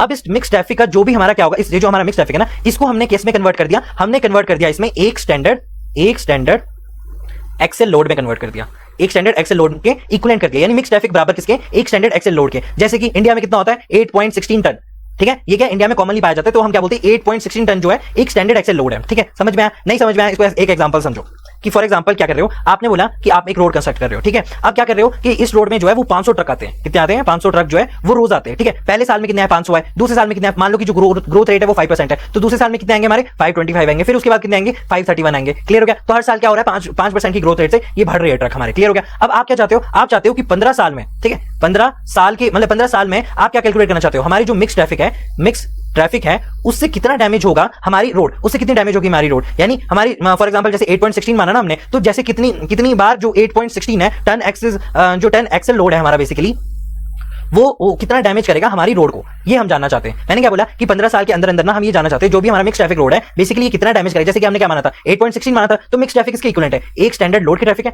एक स्टैंडर्ड लोड के बराबर है, तो वो कितना माना हमने? 8.16 माना। अब 8.16 कितनी बार एक्चुअल लोड जो है बेसिकली वो हमारा डैमेज करेगा, उतना कितनी बार हमारा रोड को डैमेज करेगा। तो हमारे को क्या चाहिए? अब क्या बोल सकते हैं, इसलिए जो है सबको हमको एक कॉमन स्केल में कन्वर्ट करना पड़ता है। समझ में आया? जैसे कि स्टैंडर्ड एक्सेल के लिए, ताकि आप क्या कर सको, एक सही थिकनेस को चूज कर सको। और यही तो क्या होता है सीबीआर मेथड का क्या होता है, यही तो पर्पस होता है, गोल होता है कि हमें ये कैलकुलेट करना है। अब इस चीज को कैलकुलेट करने के लिए ना ये इक्वेशन बनाई गई है और ये इक्वेशन से पूछ रहा है कि कौन सी इक्वेशन बिल्कुल करेक्ट है यहाँ पे। ठीक है, तो यहाँ पे अगर मैं ध्यान से देखूं तो आपको क्या दिख रहा है यहाँ पे 365A। अच्छा, इसमें ना हम इसको पहले तोड़ते हैं। ठीक है, जैसे कि इसको मैं यहाँ पे लिखता हूँ।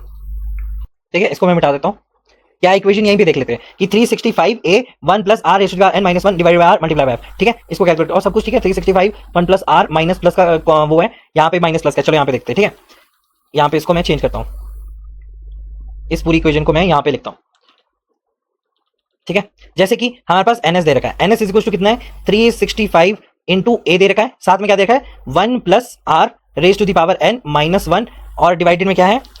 डिवाइडेड में r होना चाहिए, r और मल्टीप्लाई में f होना चाहिए। तो ये क्या बिल्कुल करेक्ट इन्फॉर्मेशन होगी इसके लिए। क्यों होगी ये यहाँ पे देखते हैं। जैसे कि यहाँ पे सबको मैं तोड़ता हूँ, जैसे कि 365 है, 365 का क्या मतलब है यहाँ पे कि 365 दिन क्या है यहाँ पे देखते हैं कि 365A क्या है बेसिकली, ये बोल रहा है कि हर साल कितनी व्हीकल आएगी, ये कैलकुलेट कर रहा है हमारा कौन? 365। ठीक है, और ये क्या है बेसिकली, ये आपको देख के पता लग जाना चाहिए था। ये क्या है? ये क्या एक तरह की ज्योमेट्रिकल प्रोग्रेशन है। जीपी नहीं दिख रहा आपको? ये जीपी है। ये क्यों? क्योंकि जो भी हमारा ट्रैफिक है वो हर साल क्या है? बढ़ रहा होता है। जैसे कि आपने बोला कि 500 इस बार बढ़ा, 5% की ग्रोथ से दूसरी बार कितना बढ़ेगा? 525% बढ़ेगा। तो ये क्या है कि हर साल कितना हमारा ट्रैफिक जो है वो बढ़ रहा है। क्लियर हो गया? अब मल्टीप्लाई बाय f का मतलब क्या है कि हर व्हीकल कितना डैमेज करेगी उसको इंक्लूड करता है ये f बेसिकली। यानी अगर जो f जो है वो मान लो 3 है, तो इसका क्या मतलब है? इसका मतलब है कि एक व्हीकल जो है बेसिकली वो 3 स्टैंडर्ड एक्सेल लोड के बराबर डैमेज करेगी। समझ में आया आपको मैंने क्या बोला? तो इसका राइट आंसर क्या हो जाएगा? ये देखो ज्योमेट्रिकल प्रोग्रेशन है, तो ये बिल्कुल राइट हो जाएगा। दूसरा 365A क्या बता रहा है हमारे को कि हर साल कितनी व्हीकल जो है वो आएगी, ये कैलकुलेट कौन कर रहा है? 365A कर रहा है। और ये ग्रोथ रेट के साथ कितना हमारा ट्रैफिक बढ़ेगा, और f हमारे को बता रहा है कि एक व्हीकल का कितना वो स्टैंडर्ड लोड के बराबर डैमेज करेगी हमारे रोड। तो इसका राइट आंसर क्या हो जाएगा? है इसका राइट आंसर क्या हो जाएगा? इसकी राइट इक्वेशन क्या हो जाएगी बेसिकली? इसकी राइट इक्वेशन हो जाएगी ए हो जाएगी इसकी राइट इक्वेशन। ठीक है, क्या यहाँ पे 365A 1 + r n - 1 divided by r multiply by f basically ये क्या है? ये तो जीपी है। 365A क्या ये क्या बताता है? यहाँ पे माइनस है ना, यहाँ पे माइनस है, यहाँ पे प्लस है, तो प्लस वाला कैंसिल हो जाएगा, ये भी कैंसिल हो जाएगा, ये भी कैंसिल हो जाएगा। क्यों? क्योंकि यहाँ पे क्या है? माइनस है। ज्योमेट्रिकल प्रोग्रेशन इसी तरह से दिखाई जाती है, मल्टीप्लाई बाय f। बाकी सब टर्म ठीक है, लेकिन इसकी जीपी को आपको देख के पता लग जाना चाहिए था कि राइट आंसर कौन सा है। तो समझ में आपको एक क्वेश्चन किस तरह से करना था। ठीक है, बढ़ते हैं नेक्स्ट क्वेश्चन पे। 45 हो गया हमारे पास, कौन सा चाहिए मेरे को? 46 चाहिए। क्लियर हो गया? ये वाला क्वेश्चन क्या क्वेश्चन है बताओ? A circular disc of 3 mm dia. ठीक है, एक सर्कुलर डिस्क है जिसकी क्या है? डाया कितना दे रखा है? 3 mm है, तो diameter is equals to 3 mm। ठीक है, is held normally to the 26.4 metre per second. यहाँ पे क्या बोला? Velocity of the wind, velocity of the wind basically नहीं दिया 26.4 metre per second, and the density is given as, हमारे को डेंसिटी ऑफ द एयर कितनी दे रखी है? Density of the air that is equal to 1.2 kg per metre cube दे रखी है। ठीक है, और क्या बोला है साथ में? If the coefficient of drag of the disc is 1.1। ठीक है, तो CD की वैल्यू नहीं दे रखी है, हमको 1.1 दे रखी है। क्लियर हो गया? तो हमको क्या फाइंड आउट करना है? The force required to, basically क्या हो रहा है इस क्वेश्चन में बोल रहा है कि जो विंड है ना, हमको क्या निकालना है बेसिकली? हमें wind force due to drag निकालनी है, जो कि किस पे लग रही है? एक सर्कुलर डिस्क पे लग रही है। जब हम उसको क्या करते हैं? विंड फ्लो के अगेंस्ट रखते हैं, रेस्ट पे रखते हैं, तो वो फाइंड आउट करनी है। तो आपको पता होगा फॉर्मुला क्या है बेसिकली। अच्छा, यहाँ पे सबसे पहले क्या है? डाया, तो डाया को रेडियस में कन्वर्ट करो। ठीक है, डाया को रेडियस में कन्वर्ट करो, तो R will be equals to कितना हो गया? 3.2 हो गया। इसको क्या लिख सकते हैं? 1.5 लिख सकते हैं। तो 1.5 क्या हो गया हमारे पास? रेडियस हो गया। किस में हो गया? ये मीटर में हो गया। रेडियस हो गया, बाकी सबको नहीं, किसी को नहीं कन्वर्ट करना। ठीक है, एरिया क्या हो जाएगा? Area of the disc, area of the disc find out करनी है। तो एरिया ऑफ द डिस्क क्या हो जाएगी? पाई r स्क्वायर। पाई कितनी है हमारे पास? 3.14 मल्टीप्लाई बाय r कितनी है? 1.5 का होल स्क्वायर, तो कितना आ जाएगा बराबर? 7.068 मीटर स्क्वायर जो है वो आंसर आ जाएगा। ठीक है, कैलकुलेटर से कैलकुलेट कर सकते हैं आप। तो एरिया हमें पता लग गया। एरिया पता लग गया तो ड्रैग फोर्स क्या होती है basically? FD is equals to half the density multiply by the area multiply by the v का square multiply by the coefficient of. ठीक है, तो ये क्या होगा? 0.5 into density of the air कितनी है? Density of the air 1.2 kg per metre, ठीक है। 1.2 इंटू एरिया कितना हमारे पास अभी निकाला था हमने 7.68 इंटू वेलोसिटी का स्क्वायर। वेलोसिटी कितनी है आपको दे रखी है यहाँ पे, वेलोसिटी 26.4, वेलोसिटी दे रखी है 26.4, यहाँ पे लिख देते हैं 26.4 का whole square multiply by coefficient of this क्या है 1.1 पर, तो एफडी निकल जाएगा डायरेक्टली। कितना आएगा एफडी, कितनी आगे वैल्यू इसकी, एफडी इज इक्वल्स टू 3251.234, ठीक है। इतनी इंपॉर्टेंट है, बस इतनी 7 भी लिख सकते हैं। तो कितनी होगी एफडी, होगी किसमें आ गई, न्यूटन में आ गई। तो एफडी को किलो न्यूटन में निकालना तो कितना होगा 3.25 लिख सकता हूं मैं इसको न्यूटन। तो ये वैल्यू कितनी है एफडी की, यहाँ पे फॉर्मूले में आ जाएगी। एफडी यहाँ पे क्वेश्चन था ना, कितनी है इसकी 3.25 थी हमारे पास, यही है देखो राइट आंसर 3.25 है, ठीक है। तो पता लग गया आपको कहां से आया इसके। तो क्या क्या पूछ सकते हैं आपके फ्यूचर में, ड्रैग फोर्स पूछ सकते हैं, लिफ्ट फोर्स पूछ सकते हैं, इन सब के कॉन्सेप्ट के बारे में पूछ सकते हैं, विंड लोड के बारे में पूछ सकते हैं आपसे, सीडी के बारे में, कोएफिशिएंट ऑफ ड्रैग के बारे में पूछ सकते हैं, या फिर लिफ्ट के बारे में पूछ सकते हैं, और जो भी हमारी एरोडायनामिक्स बेसिक्स होते हैं ना उसके बीच में पूछ सकते हैं वो भी, है ना। फोर्थ क्या पूछ सकते हैं हमारे से कि जो भी हमारा प्रेशर डिस्ट्रीब्यूशन है किसी भी बॉडीज में ऑन द बॉडी फ्लो, वो आपको पूछ सकते हैं, ठीक है। तो लास्ट की जो चैप्टर है ना बेसिकली वो आपको कभी नहीं छोड़ने हैं, उसमें बहुत सारी ऐसी चीजें जो कि आपको इंपॉर्टेंट है, ठीक है। मैं आपको अभी बता रहा हूं, जब मैं फ्लूइड पढ़ाऊंगा ना तो मैं आपको बता दूंगा कि कौन सा इंपॉर्टेंट है। जब भी मैं पढ़ाता हूं मैं बता देता हूं कि जो गेट के लिए क्या इंपॉर्टेंट है, ईएससी के लिए क्या इंपॉर्टेंट है, जो भी मैं वहां पे बताता हूं वो जनरली क्या है क्वेश्चन में मतलब प्रेडिक्टेबल रहते हैं, मतलब वैसे वैसे क्वेश्चन जो है आ सकते हैं, क्योंकि मेजर ऐसे पॉइंट होते हैं जहां से वो क्वेश्चन पूछ सकते हैं। क्लियर हो गया। The phenomena of a sudden rise in the pressure in the pipe is known as, क्या बोलते हैं उसको, वाटर प्रेशर ही बोलते हैं बेसिकली, है ना। Pressure rise, steam function, hydraulic gradient, ये सब तो है नहीं, वाटर हैमर ही बोलते हैं उसको, ठीक है। तो यही पूछ सकते हैं वो। दूसरा क्या है प्रेशर राइज वगैरह, तो बेसिकली आपको पता ही होगा इसका क्या है। ये बोले कि जो सडन राइज होता है ना हमारी किसी भी पाइप में, वो क्यों होता है, क्या रीजन है उसके पीछे, क्या प्रेशर राइज है, कोई टेक्निकल टर्म नहीं, प्रेशर राइज कभी नहीं हो सकता, क्यों, क्योंकि कोई जेनरिक टर्म थोड़ी ना है, ये तो एक तरह का है, प्रेशर बढ़ रहा है तो बोल रहे हैं वो प्रेशर का राइज है, नहीं ये नहीं हो सकता।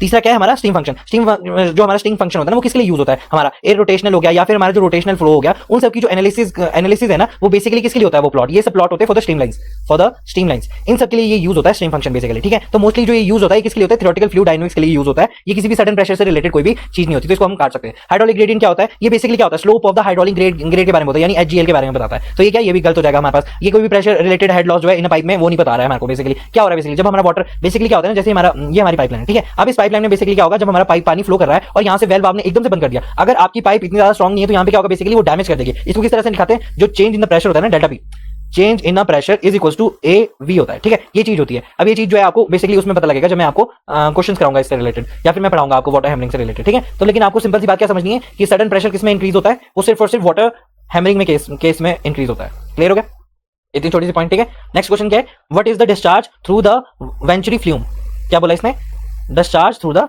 Venturi flume.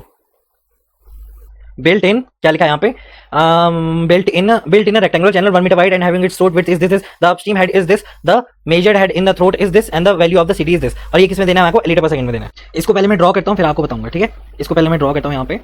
तो ये क्या है हमारा एक वेंचुरी फ्लूम है। क्या करता है हमारा वेंचुरी फ्लूम, क्या है ये एक तरह का हाइड्रोलिक स्ट्रक्चर है जो कि किसमें यूज होता है हमारे, जैसे ओपन चैनल, जैसे कि हमारे क्या हो गए नदी नाले या फिर कोई भी हमारी इरिगेशन की कैनाल होगी, वहां पे यूज होते हैं। क्या करने के लिए, फ्लो रेट को मेजर करने के लिए, फ्लो रेट को मेजर करने के लिए हम इसका यूज करते हैं, ठीक है। किसके ऊपर बेस है, ये बर्नौली प्रिंसिपल के ऊपर बेस्ड होता है। समझ में आया 3-4 इंपॉर्टेंट पॉइंट कि किस लिए यूज हो रहा है, कहां यूज हो रहा है, ये भी इंपॉर्टेंट पॉइंट है, ठीक है। सेकंड ऑफ ऑल क्या है कि यहाँ पे जब हम बात करते हैं इसकी वेंचुरी फ्लूम की, तो आपको क्या है यहाँ पे जो इंपॉर्टेंट पॉइंट्स है वो कौन कौन से, सबसे पहले तो हमारा फ्लो रेट को कैलकुलेट करता है। दूसरा क्या हो गया, सेल्फ क्लीनिंग डिजाइनिंग होती है, क्यों, जैसे कि हमारा फ्लो यहाँ से आ रहा है, ठीक है। अब फ्लो यहाँ से आ रहा है तो यहाँ पे क्या है वो सेल्फ डिपॉजिट नहीं होने देता, तो ये किसमें हो रहा है हमारे, that is the venturi flume में ये काम हो रहा है। तो सेल्फ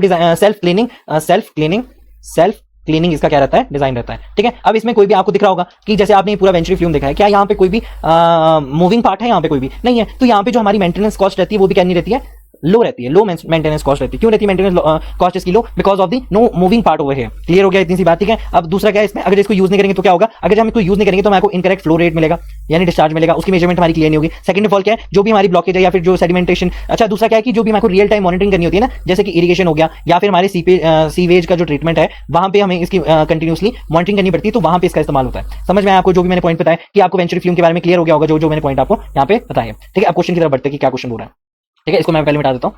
क्वेश्चन क्या बोल रहा है हमारे पास कि क्या बोल रहा है हमारे क्वेश्चन, अगर जब मैं क्वेश्चन को देखूं तो क्वेश्चन क्या बोल रहा है कि सबसे पहले यहाँ पे हमको दे रखा है डिस्चार्ज के बारे में। तो डिस्चार्ज कितना है हमारे पास, discharge within rectangular channel कितना है, वाइड है, दैट इज 1 मीटर वाइड है। तो हम यहाँ पे क्या बोल सकते हैं कि सबसे पहले अगर मैं बोलूं चैनल की विड्थ, ठीक है, यानी बी से डिनोट करता हूं, ठीक है, बी से मैंने डिनोट किया, तो इसमें मतलब जो हमारी डिस्चार्ज है through a venturi flume built in a rectangular channel 1 metre wide है वो, तो यहाँ पे क्या बोल सकता हूं मैं, इसको बी से रिप्रेजेंट करता हूं। यहाँ पे क्या बोलता हूं मैं, चैनल की विड्थ कितनी है वो 1 मीटर है, मीटर में है ना, लीटर पर सेकंड में, चलो इसको हम बाद में करेंगे। मीटर को तो हम कर सकते हैं, आपको मैंने बताया कि 1 मीटर क्यूब कितने के बराबर होता है, ठीक है। जो हमारी बी है that is equal to 1 and having its throat width. अब जो थ्रोट की विड्थ होती है ना उसको हम b1 से रिप्रेजेंट करते हैं। अगर आपको नहीं पता होगा, जैसे मैंने बनाया होगा तो वहां पे मैंने b1 से रिप्रेजेंट किया, तो जो हमारी थ्रोट की वो है कितनी है 0.4 मीटर है, 0.4 मीटर है। क्लियर हो गया। अब यहाँ पे क्या है, द अपस्ट्रीम हेड इज 0.57, तो 0.57 क्या हो गया, h1 हो गया। दैट इज इक्वल टू, अगर मैं यहाँ पे ड्रॉ करूँ आपको, पर चलो मैंने ड्रॉ कर दिया, h1 क्या है, that is equal to 0.57 metre है। क्लियर हो गया।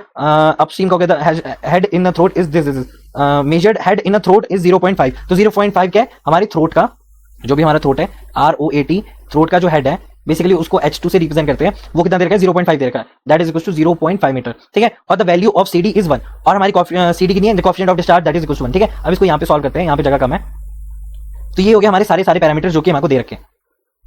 ठीक है। इसको पहले मैं बता देता हूँ, तो यहाँ पे मैंने सारा लिख दिया है। अब बस हमारे को क्या करना है, सिंपल सा हमारे को सिर्फ जो हमारा स्टैंडर्ड फॉर्मूला है फॉर किसके लिए, वेंचुरी फ्लूम के डिस्चार्ज के लिए, वो बेसिकली क्या होता है, discharge is equal to CD multiply by area A2 divided by under the root 2G H1 minus H2। Clear हो गया। इतना रहता है हमारे पास क्या, स्टैंडर्ड फॉर्मूला वेंचुरी मीटर का। अब CD की वैल्यू कितनी है, 1 है। ठीक है। और हमारे पास क्या है, एरिया हमारे को फाइंड आउट करना पड़ेगा। दो एरिया कौन सा, A2, तो A2 अगर एरिया फाइंड आउट करना है तो मुझे क्या चाहिए, V1 मल्टीप्लाई बाय H2 चाहिए होता है। क्लियर हो गया। A2 के लिए ये। ठीक है। अब इसमें वेना कॉन्ट्रैक्टा भी होता है, बहुत सारी चीजें होती है, लेकिन एरिया किस तरह से निकलेगा, इस तरह से निकलेगा। ठीक है। जैसे B1 क्या है हमारे पास, B1 की वैल्यू कितनी है, 0 पॉइंट कितनी थी, B1 is 0.4 multiply by H2 कितनी है, हमारी जो थ्रोट की हेड है वो कितना है, 0.5, थ्रोट का हेड कितना है हमारा, 0.5 है। ये कितना हो गया हमारे पास, एरिया कितना आ जाएगा, 0.2 मीटर का स्क्वायर हमारे पास एरिया आ जाएगा। क्लियर हो गया। इसको मैं बता देता हूँ, एरिया कितना आ गया हमारे पास, 0.2 मीटर हमारे पास क्या आ गया, एरिया आ गया। तो यहाँ पे क्या लिख दूंगा, CD की वैल्यू 1 है, मल्टीप्लाई बाय एरिया कितना है हमारे पास, 0.2 आ गया। ठीक है। और अंदर क्या बचा, 2 × 9.81 मल्टीप्लाई बाय H1 क्या है, हमारी जो अपस्ट्रीम हेड है वो कितना है, 0.5, और थ्रोट का कितना है, ये भी 0.5 है। तो ये टोटल ओवरऑल 0.5 है क्या, थ्रोट हेड इज ऑल्सो 0.5, तो 2G × 2 ये कितना हो गया, ओवरऑल कितनी आ जाएगी वैल्यू हमारे पास, 0.5, कुछ और तो नहीं है, 0 पॉइंट कहाँ गया फॉर्मूला, अच्छा यहाँ पे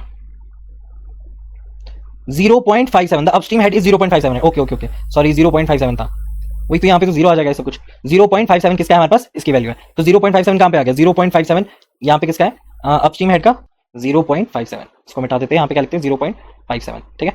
0.57 मीटर हो गया, तो यहाँ पे कितना आ जाएगा, 0.57 मीटर आ जाएगा। ठीक है। तो इसका ओवरऑल कितना आ जाएगा, 0.07 आ जाएगी इसकी वैल्यू, मल्टीप्लाई बाय कितना है, 9.81 multiply by 2 under the root, और साथ में क्या है 0.2। इसको देखते हैं, इसका आंसर क्या है, is equals to 0.2 under the root of 2 × 9.81 multiply by 0.07, कितनी आगे वैल्यू, 0.23 आगे वैल्यू, कितनी आगे हमारे पास वैल्यू, 0.23433 हमारे पास क्या आगे वैल्यू आ गई, इसमें आ गई मीटर पर सेकंड में वैल्यू आ गई। ठीक है। हमारे को किसमें निकालना है, मीटर क्यूब पर सेकंड में वैल्यू आ गई, डिस्चार्ज क्या होता है, मीटर क्यूब पर सेकंड होता है, तो हमारे को किसमें निकालना है, लीटर पर सेकंड में निकालना है। तो यहाँ पे क्या आ जाएगा, 234.33 जो है लीटर पर सेकंड में इसकी वैल्यू आ जाएगी, 234 है। ठीक है। तो अब देखते हैं इसका आंसर क्या होगा, 234 है ना, 234 इसके आसपास किसके है, 230 है, तो 230 क्या हो जाएगा, इसका राइट आंसर हो जाएगा। ठीक है। देखते हैं इसका राइट आंसर कौन सा है,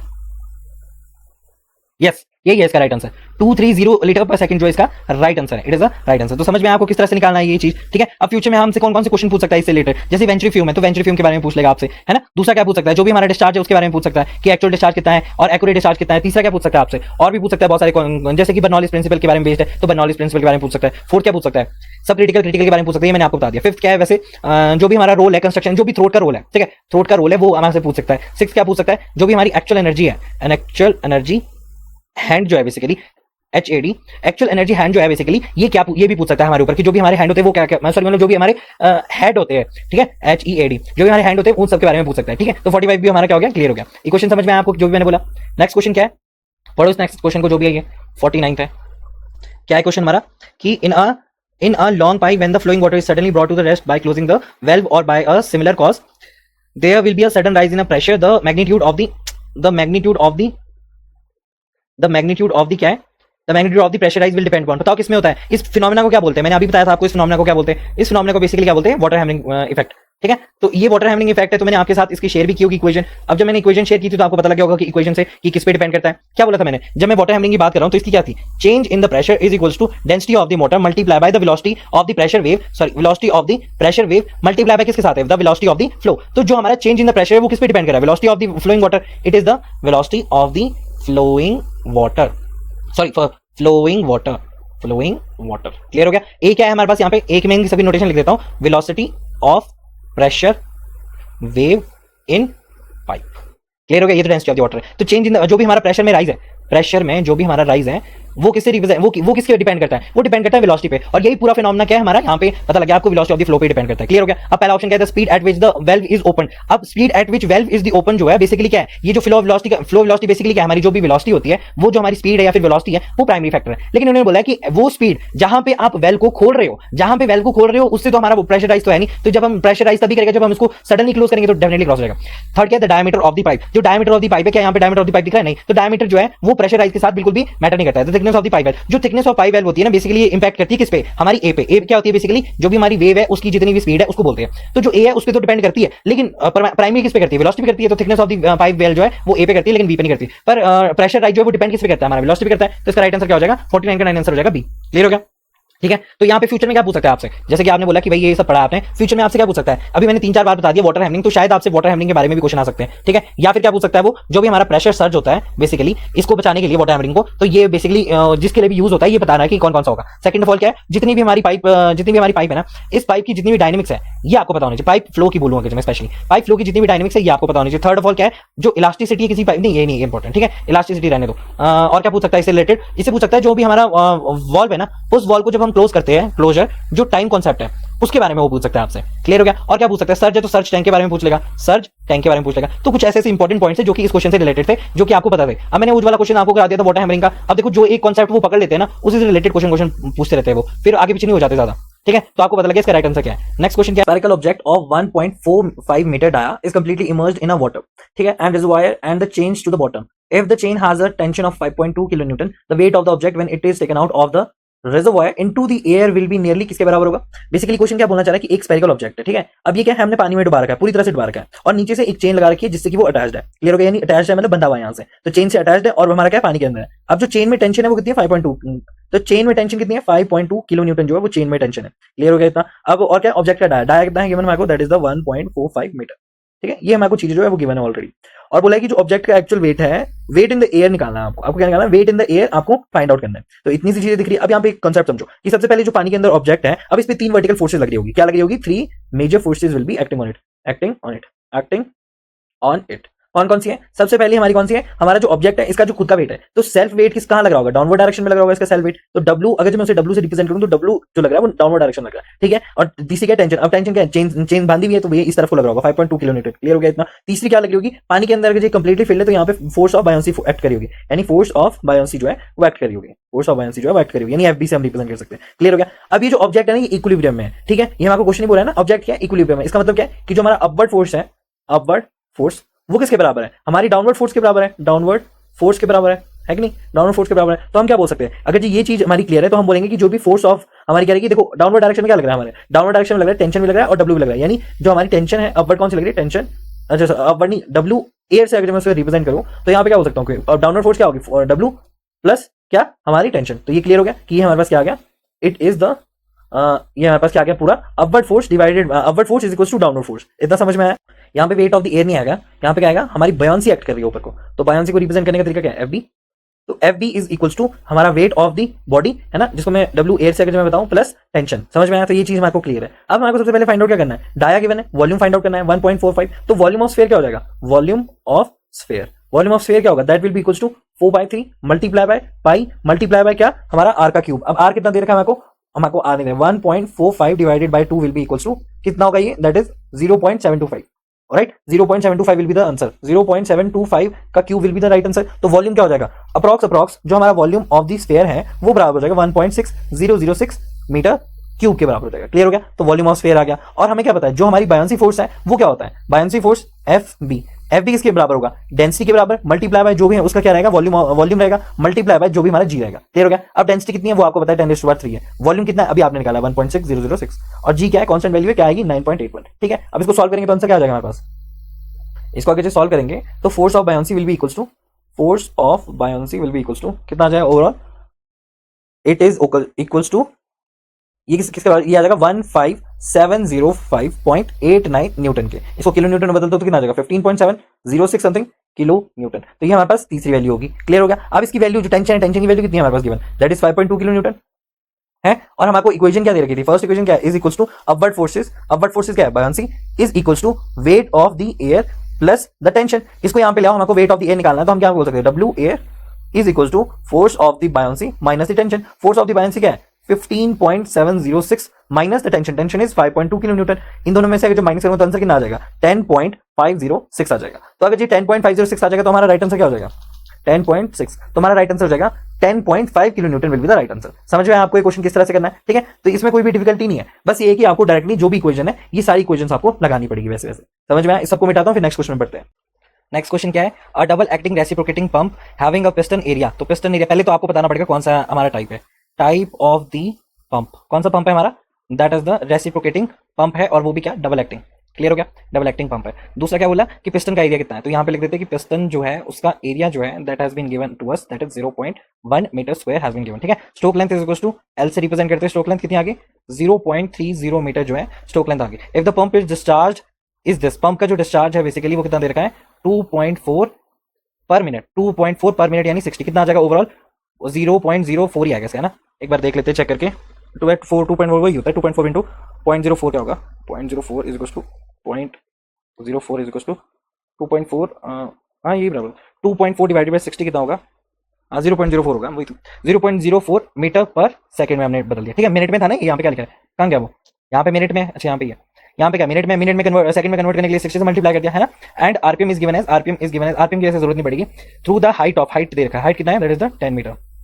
power required to drive, the power का फॉर्मूला क्या होता है, जो डायरेक्ट देखो इसमें ना एक और चीज है आपको, यहाँ पे आपको एक और चीज क्लियर होगी कि जब हम पावर की बात करते हैं ना तो ये कौन सी पावर है और क्या पावर है। जब हम पावर की बात करते हैं तो इसका डायरेक्ट फॉर्मूला क्या होता है रो, मतलब यहाँ पे ऐसे लिखो रो लिखते हैं, मल्टीप्लाई बाय जी लिखते हैं, मल्टीप्लाई बाय हमारा डिस्चार्ज होता है, मल्टीप्लाई बाय हाइट होती है। क्लियर हो गया। तो जब हम ये वाला जो फॉर्मूला है ना ये क्या है, एक तरह का डायरेक्ट फॉर्मूला है। इसका क्या मतलब है, इसका मतलब ये है ना जो हमारी हाइड्रोलिक पावर रहती है ना बेसिकली, यानी जो वाटर को अभी यहाँ पे क्या 10 मीटर है, तो जो हमारे पानी को 10 मीटर ऊपर, जो हमारे पानी को 10 मीटर ऊपर क्या करेगी, ऊपर हाइट तक ले जाएगी उस बेसिकली क्या बोलना चाह रहा है, जैसे 10 मीटर हाइट है हमारी, ठीक है। तो जो पावर है, power required to drive the pump will be nearly कितनी है, मतलब पावर ड्राइव टू, जब हमारी ना पावर बेसिकली क्या बोला है कि जो पानी यहाँ पे, ठीक है, पानी को 10 मीटर ऊपर जो है ले जाना है। क्लियर हो गया। तो जितनी पावर रिक्वायर्ड होगी ना वो पावर यहाँ पे दिखाएगी, यानी ये वो पावर है जो हम पानी को प्रोवाइड करेंगे। क्लियर हो गया।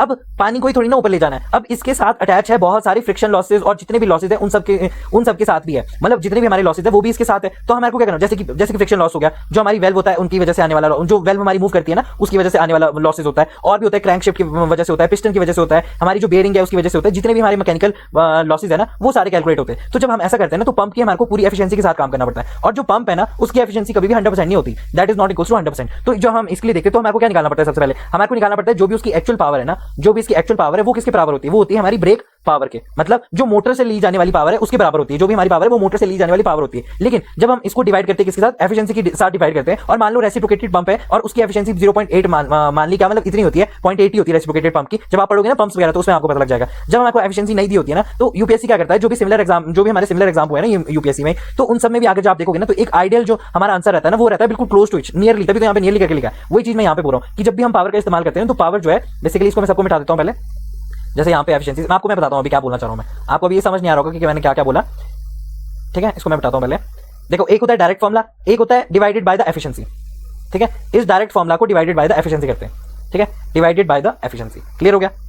अब ये जो हमारी एफिशिएंसी बेसिकली क्या है, एफिशिएंसी है ना। अब यहाँ पे मैं आपको बताता हूँ, अब हमने एफिशिएंसी से डिवाइड क्यों किया। मान लो कि अगर जो हमारा जो पंप है, फॉर एग्जांपल हमारा ये जो पंप है, कोई भी पंप है, अब इस पंप की अगर मैं मान लूँ 100% एफिशिएंसी, 100% इसकी अगर मैं एफिशिएंसी मान लूँ तो क्या होगा, तो जो भी एनर्जी मोटर से, यहाँ पे देखो मैं यहाँ पे मोटर बना रहा हूँ, जो भी एनर्जी हमको मोटर से देनी पड़ेगी ना वो सब जो है वो पानी को ऊपर खींचने में लग जाएगी। मतलब एक होता है पंप, अब यहाँ पे लगा मोटर, अब मोटर से एनर्जी गई पंप को, और पंप ने क्या किया, इस वाटर को क्या दे दी, अपनी एनर्जी दे दी, ताकि वो 1 मीटर नीचे से लेकर ऊपर तक आए, यानी यहाँ पे क्या है 10 मीटर है बेसिकली, है ना। तो 10 मीटर ऊपर उठने के लिए पंप ने जितना भी हमारे को पावर दिया, वो कितना पावर दिया हमारे को, वो जितना भी हमने मोटर से पावर दिया, मतलब अगर मान लो कोई भी हमारे पास जो पंप है उसकी 100% एफिशिएंसी, मतलब आपने जितना 100% यहाँ से दिया उतना ही 100% यहाँ को ट्रांसफर हुआ, और उतना ही 100% क्या हुआ यहाँ पे भी गया। समझ में आपको, यहाँ से समझ आएगा आपको। तो क्या हो रहा है बेसिकली, जितना आपने पावर दी उतनी ही पंप को गई, उतना ही क्या हुआ, पानी भी ऊपर उठा। समझ में आया ये चीज। अब दूसरा पॉइंट क्या है कि मान लो कि इसकी एफिशिएंसी जो है वो 100% नहीं है, ठीक है, इस पंप की एफिशिएंसी क्या 100% नहीं है, और इसकी एफिशिएंसी मान लो कि 50% है, ठीक है, 50% है। और मान लो कि आपको क्या देना है पंप को, अगर एफिशिएंसी ये है ना 50% है, तो पानी को उठाने के लिए मान लो 100 वाट चाहिए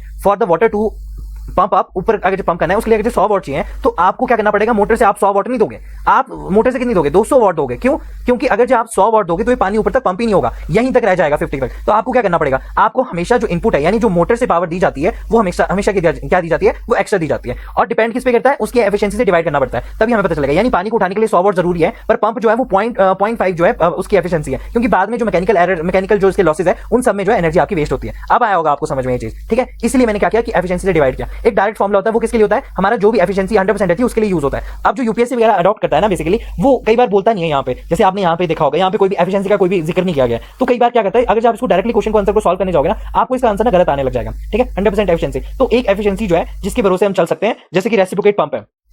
आप पूछोगे सर ये एफिशिएंसी कैसे पता चली? देखो, जो हमारी आरके बंसल है ना, बेसिकली है ना आरके बंसल, उस आरके बंसल में जो हमारे को रेसिप्रोकेटेड पंप की वो जो दे रखी है ना एफिशिएंसी, वो दे रखी है 75% से लेकर 85% के बीच में, आप अज्यूम कर सकते हैं फॉर द डिजाइन पर्पस। तो हमने बीच वाली वैल्यू ले ली, कौन सी, 80% ले ली। तो जब 80% लेंगे ना तभी हम इसको सॉल्व करेंगे, नहीं तो हम नहीं करेंगे। दूसरा क्या है कि कई बार जब हम स्टैंडर्ड कैलकुलेशन देखते हैं ना, वैसे बेसिकली जो हमारी रेसिप्रोकेटेड पंप की होती है वो 80 से लेकर 90% होती है, ठीक है। इसके बीच में क्या रहती है, इसकी एफिशिएंसी रहती है, ठीक है। या तो आरके बंसल को ले लो आप, या तो जो स्टैंडर्ड कैलकुलेशन में लेते हैं, स्टैंडर्ड कैलकुलेशन में क्या लेते हैं हमारी, मतलब ये आपको तब पता चलेगा जब आप ना कोई मतलब 1000 से ज्यादा क्वेश्चन लगा दोगे और आपको पता चलेगा कि आप अज्यूम क्या करते हो, कौन सी एफिशिएंसी को अज्यूम करते हो। अब मैंने तो इतने कर रखे हैं, मुझे क्या पता है, मुझे पता है कि 80% जो है वो अराउंड टू 80% जो है वो मैं क्या लेता हूं, एफिशिएंसी को लूंगा, तो मेरी कैलकुलेशन जो है वो ज्यादा क्या हो जाएगी, सही हो जाएगी। क्लियर हो गया? तो यहां पे मैंने किसको ले लिया, 80% को मैंने एज एन स्टैंडर्ड एफिशिएंसी जो है कैलकुलेट कर लिया। क्लियर हो गया? डायरेक्ट फॉर्मूला क्यों यूज नहीं हुआ है, क्यों हमारी एफिशिएंसी से डिवाइड हुआ है, ये सारी चीजें आपको पता लगी। अगर जब हम इससे कम पावर देंगे तो हमारा पानी जो है 10 मीटर की हाइट जो है वो चढ़ेगा ही नहीं। जैसे यहाँ पे 10 मीटर दे रखा है ना कि इतनी हाइट को ऊपर तक चढ़ाना है, तो इतने में चढ़ेगा ही नहीं। तो यहाँ पे अगर मैं वैल्यूज डालूं तो 10 9.81, ठीक है, क्योंकि 0.04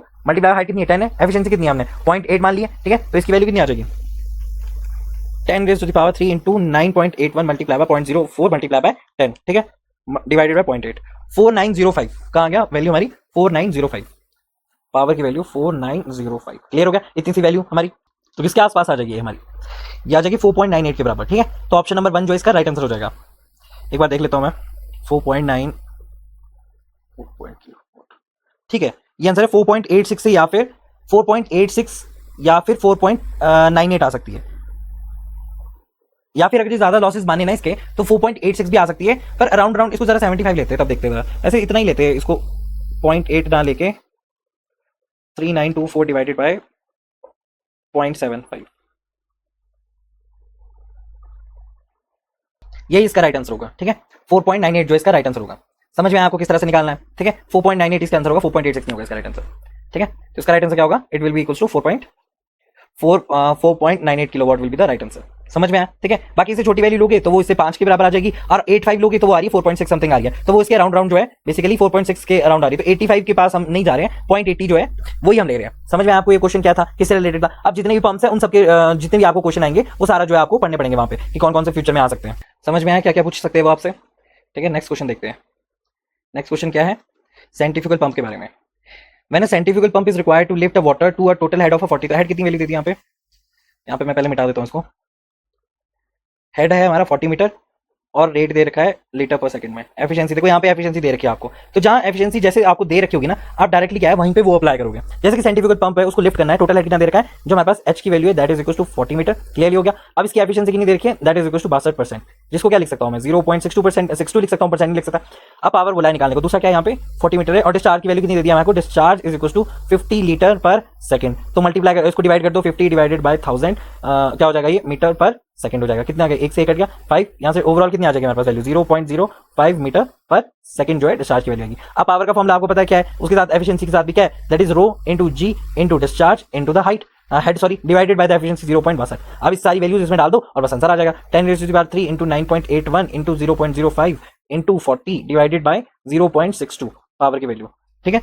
दो क्वेश्चन थे, अगर जो आपको पावर के और एफिशिएंसी के बारे में पता होता तो डायरेक्टली जो है आप फॉर्मूला आंसर निकाल सकते थे। 0.5 इंटू 40 डिवाइडेड बाय 0.62, ठीक है। जहां पे आपको एफिशिएंसी दी कत्ती 600 कितना है 31645 पॉइंट कितना है 4.161, ठीक है। तो ओवरऑल कितना हो जाएगा, ये कत्ती है ना, तो कत्ती हो जाएगा, तो 31.6 जो है इसका राइट आंसर हो जाएगा। बस अगर ये दोनों उसमें आपको एफिशिएंसी और ये सब पता होता है ना, ये दोनों क्वेश्चन जो है आपको इजीली हो जाते हैं। डबल एक्टिंग रेसिप्रोकेटिंग पंप का भी और सेंट्रीफ्यूगल पंप का भी इस तरह से होता है। सेंट्रीफ्यूगल पंप यहाँ से अंदर को जाता है, यहाँ से पानी को मतलब बाहर की तरफ को फेंकता है, फिर यहाँ से लेकर ऊपर को जाता है। तो इस तरह से आपको देखने को मिलेगा सेंट्रीफ्यूगल पंप, ठीक है। सक्शन पंप यहाँ पे होता है और यहाँ से क्या करता है आउटलेट वेल जो है इसका यहाँ पे होता है, ठीक है। तो ये क्या इस तरह से होता है सेंट्रीफ्यूगल पंप। क्या it is required to lift the water, बस यही है इसका राइट आंसर। बस आपको कुछ भी नहीं करना था। ये दो क्वेश्चन तो इनमें मतलब ऐसे तो बिल्कुल ही कोई भी बच्चा भी कर लेता। अगर किसी को पावर का फॉर्मूला पता होता, एफिशिएंसी का फॉर्मूला पता होता, तो वो डायरेक्टली क्या कर देता, इसको निकाल देता।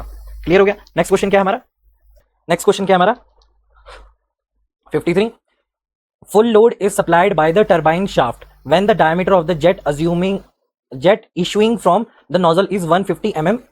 द डाया की वैल्यू दे दी यहाँ पे, क्या बोला, डाया जो है हमारा that is equal to dia 1 जो है that is equal to 150 mm।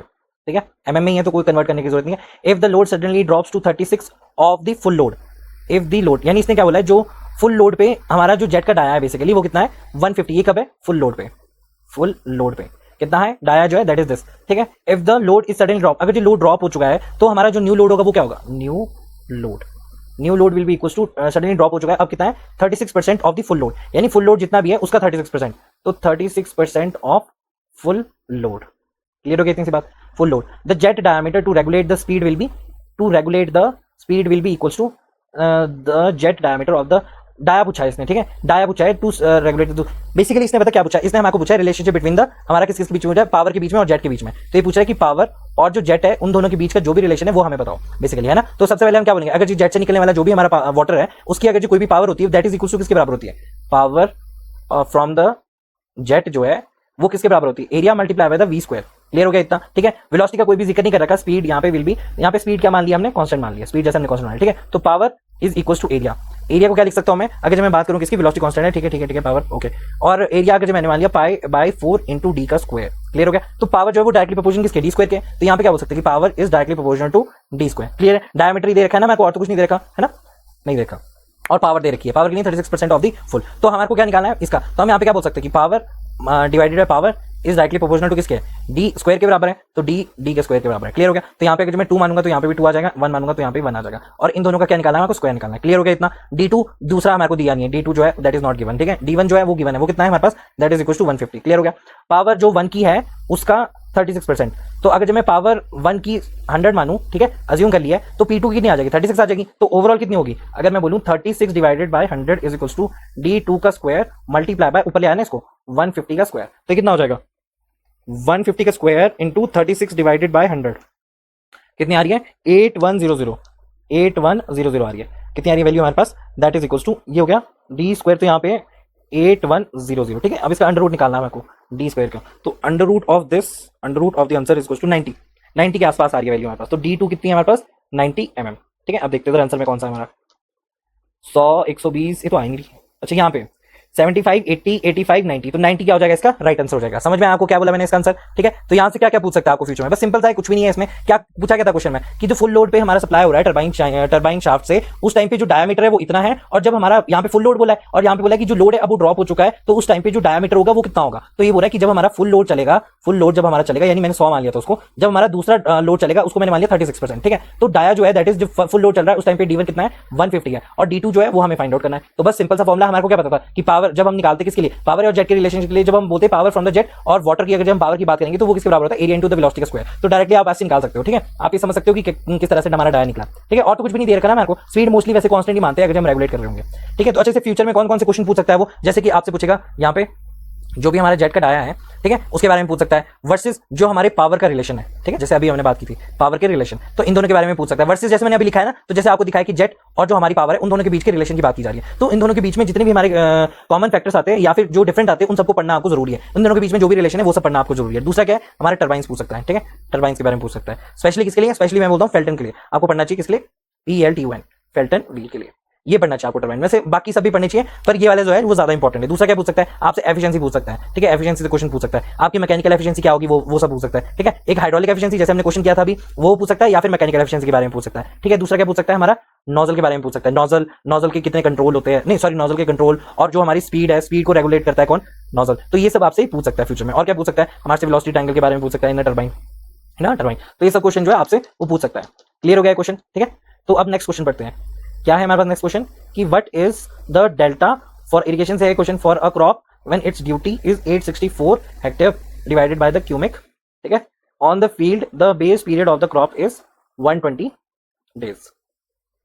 इसमें तो पहले आपको क्या होना चाहिए, थोड़े बहुत पॉइंट जो है वो पता होने चाहिए। कौन कौन से, देखो सबसे पहले तो यहाँ पे डेल्टा है, तो डेल्टा क्या होता है बेसिकली, ड्यूटी से शुरू करते हैं वैसे तो, कि ड्यूटी क्या होता है सबसे पहले, ड्यूटी मीन्स टू से कि जब हमारा एक एक क्यूबिक मतलब एक क्यूबिक मीटर पर सेकंड, एक क्यूबिक मीटर पर सेकंड को क्या बोलते हैं, क्यूबिक बोलते हैं। क्या बोलते हैं कि एक क्यूबिक पानी से कितना एरिया जो है आपका इरिगेट, अब एरिया किस में आएगा, हेक्टर्स में आएगा, एरिया किस में लेना है, हेक्टर्स में आना है, यानी एक क्यूबिक यानी क्यूबिक 1 मीटर क्यूब पर सेकंड से आपका कितने 1 मीटर क्यूब 1 क्यूबिक पानी से आपका एक एरिया जो कि हेक्टर्स में है वो कितना जो है इरिगेट हुआ है, वो भी कितने पूरे के पूरे हमारे बेस पीरियड में, पूरे के पूरे हमारे बेस पीरियड में, ठीक है। बेस पूरे के पूरे जो हमारा बेस पीरियड चल रहा है ना, उस टाइम पे 1 क्यूबिक वाटर जो है 1 क्यूबिक वाटर जो है उसने कितना एरिया जो है इरिगेट किया है, that is known as the duty. Clear हो गया। दूसरा क्या है, डेल्टा। डेल्टा किसको रिप्रेजेंट करते हैं, इस तरह से डेल्टा को इस्तेमाल करते हैं, ठीक है। अब डेल्टा का क्या मतलब है, डेल्टा का मतलब है कि जो भी हमारा पूरा बेस पीरियड है ना, उस बेस पीरियड के दौरान जो एक क्रॉप को जो टोटल कितना पानी चाहिए, that is known as the, यानी डेप्थ, मतलब डेप्थ के रूप में बोलते हैं इसको, है ना, कि क्या बोल रहा हूं मैं, जो डेल्टा होता है दैट इज इक्वल्स टू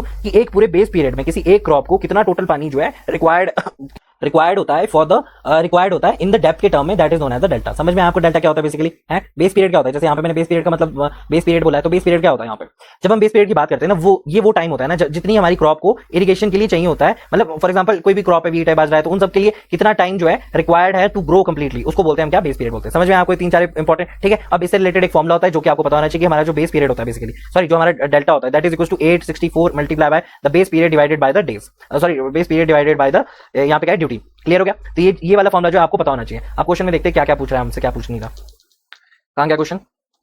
हम आपको बोला है कि what is the delta for a crop when its duty जो है वो इतने हेक्टेयर पर है on the field base period 120 period. बस तो क्या करना है, बस ड्यूटी पता है हमारे को, ये जो फॉर्मूला है इसमें ड्यूटी का पुट कर दो, इसमें वैल्यूज पुट कर दो और आंसर मिल जाएगा। सिंपल। इतने टफ तो न्यूमेरिकल पूछे भी नहीं है इस बार, मतलब ऐसे बच्चों वाले न्यूमेरिकल है, कोई भी बच्चा कर देगा, जिसको फॉर्मूला दे दूंगा मैं वो भी कर देगा इसको। तो डेल्टा क्या हो जाएगा हमारे पास, that is equal to 864 multiply by 120 divided by कितना है 864 क्यूबिक, तो ये कितना हो जाएगा, कट जाएगा, कितना आ जाएगा अराउंड कितना है 864 हेक्टेयर पर कितना हो जाएगा 864 हेक्टेयर हो जाएगा, तो कितना हो जाएगा 8, यहाँ पे पॉइंट भी है ना, यहाँ पे क्या पॉइंट भी है, तो ये कट जाएगा, ये कितना आ जाएगा हमारे पास, दैट इज इक्वल टू 1.2 कुछ इतना आ जाएगा। क्लियर हो गया। तो 1.2 आ गया हमारे पास, ठीक है। अब मीटर में आइए, हमारे को किसमें निकालना है, सेंटीमीटर निकालना है ना, सेंटीमीटर निकालना, तो मल्टीप्लाई कर दो 100 से, कितना आ जाएगा हमारे पास 120 आ जाएगा, 120 सेंटीमीटर। तो डेल्टा कितना आ जाएगा 120 सेंटीमीटर। तो बस सिंपल है, कोई भी निकाल लेगा इसको, 120 सेंटीमीटर का इसका राइट आंसर है। बस ये जो है ना छोटे मोटे पॉइंट्स आपको अगर पता हो, आपको डेल्टा भी पता होना चाहिए, ड्यूटी भी पता होना चाहिए। मैंने थोड़ा बहुत तो आपको बता ही दिया है, पर इसकी जो बेसिक्स इंपॉर्टेंट पॉइंट है वो आपको भी थोड़े बहुत पढ़ने चाहिए।